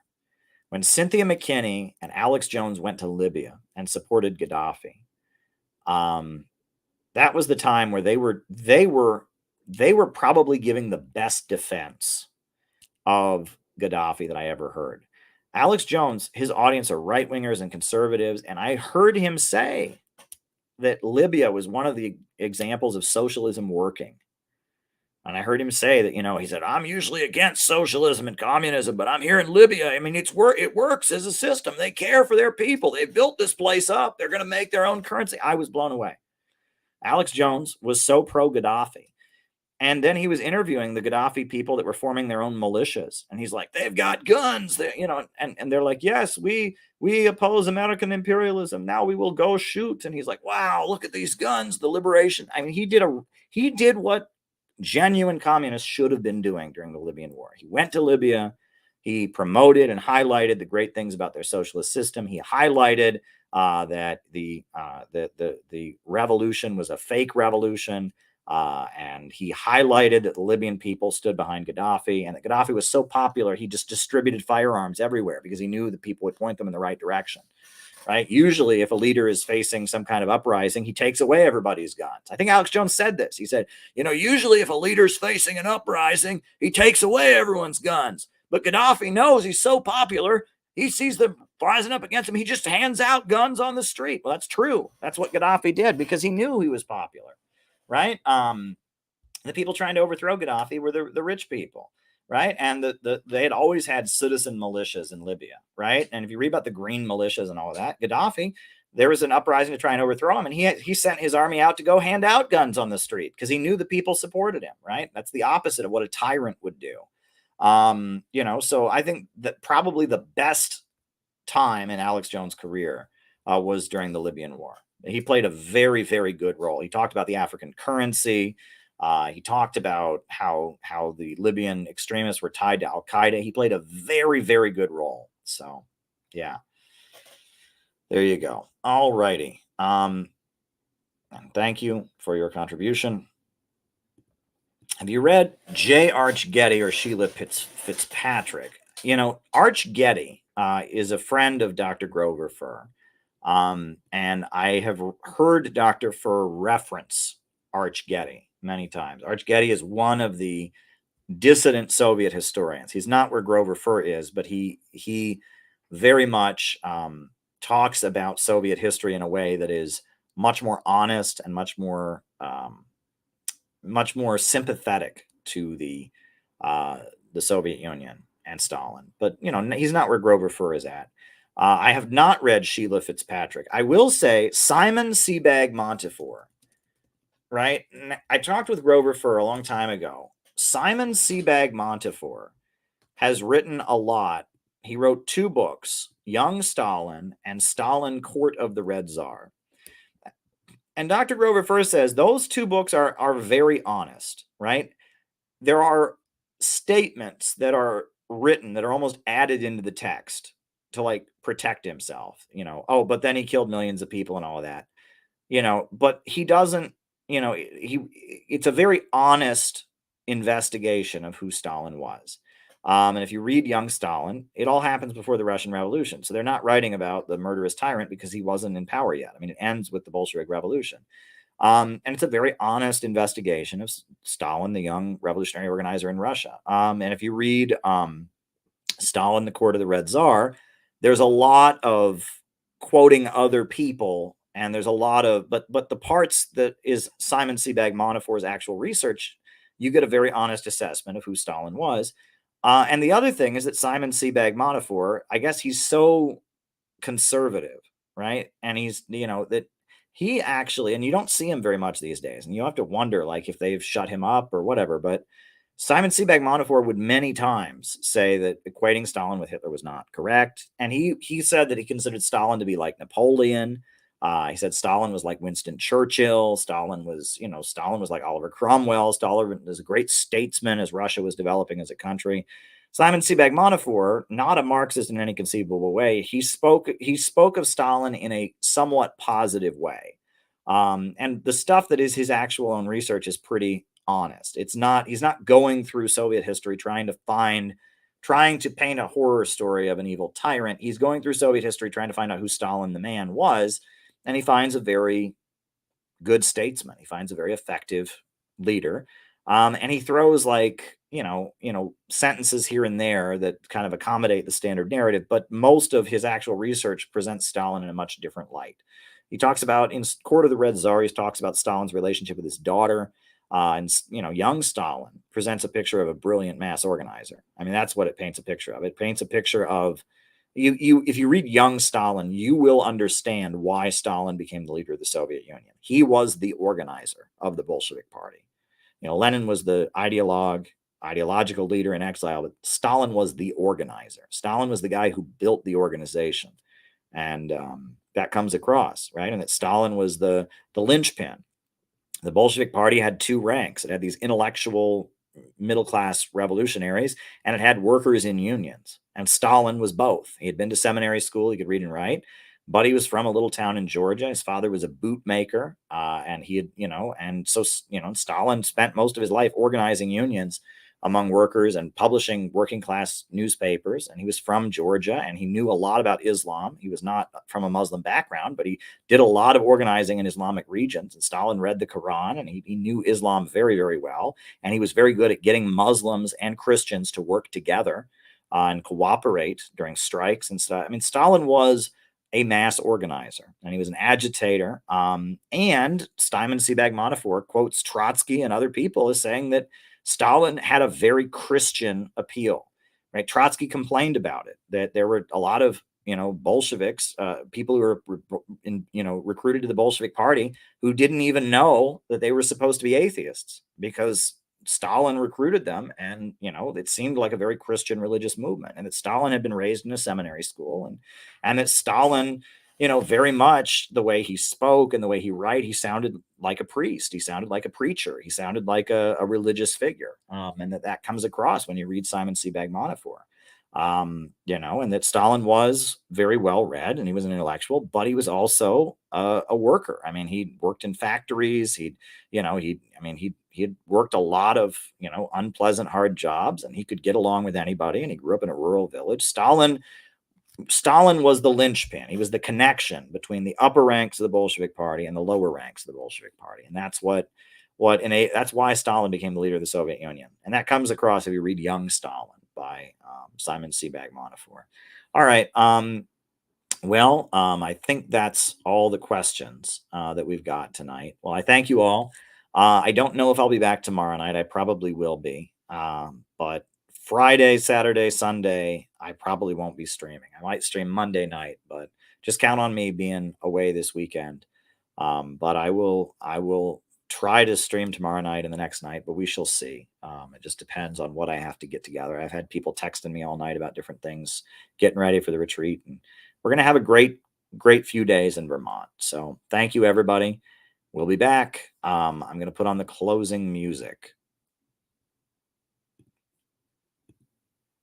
New upsurge in the struggle against U.S. imperialism is now emerging throughout the world. Ever since World War II, U.S. imperialism and its followers have been continuously launching wars of aggression. But the people of various countries have been continuously waging revolutionary wars to defeat their aggression. And while the danger of a new world war still exists, and the people of all countries must get prepared, revolution is the main trend in the world today.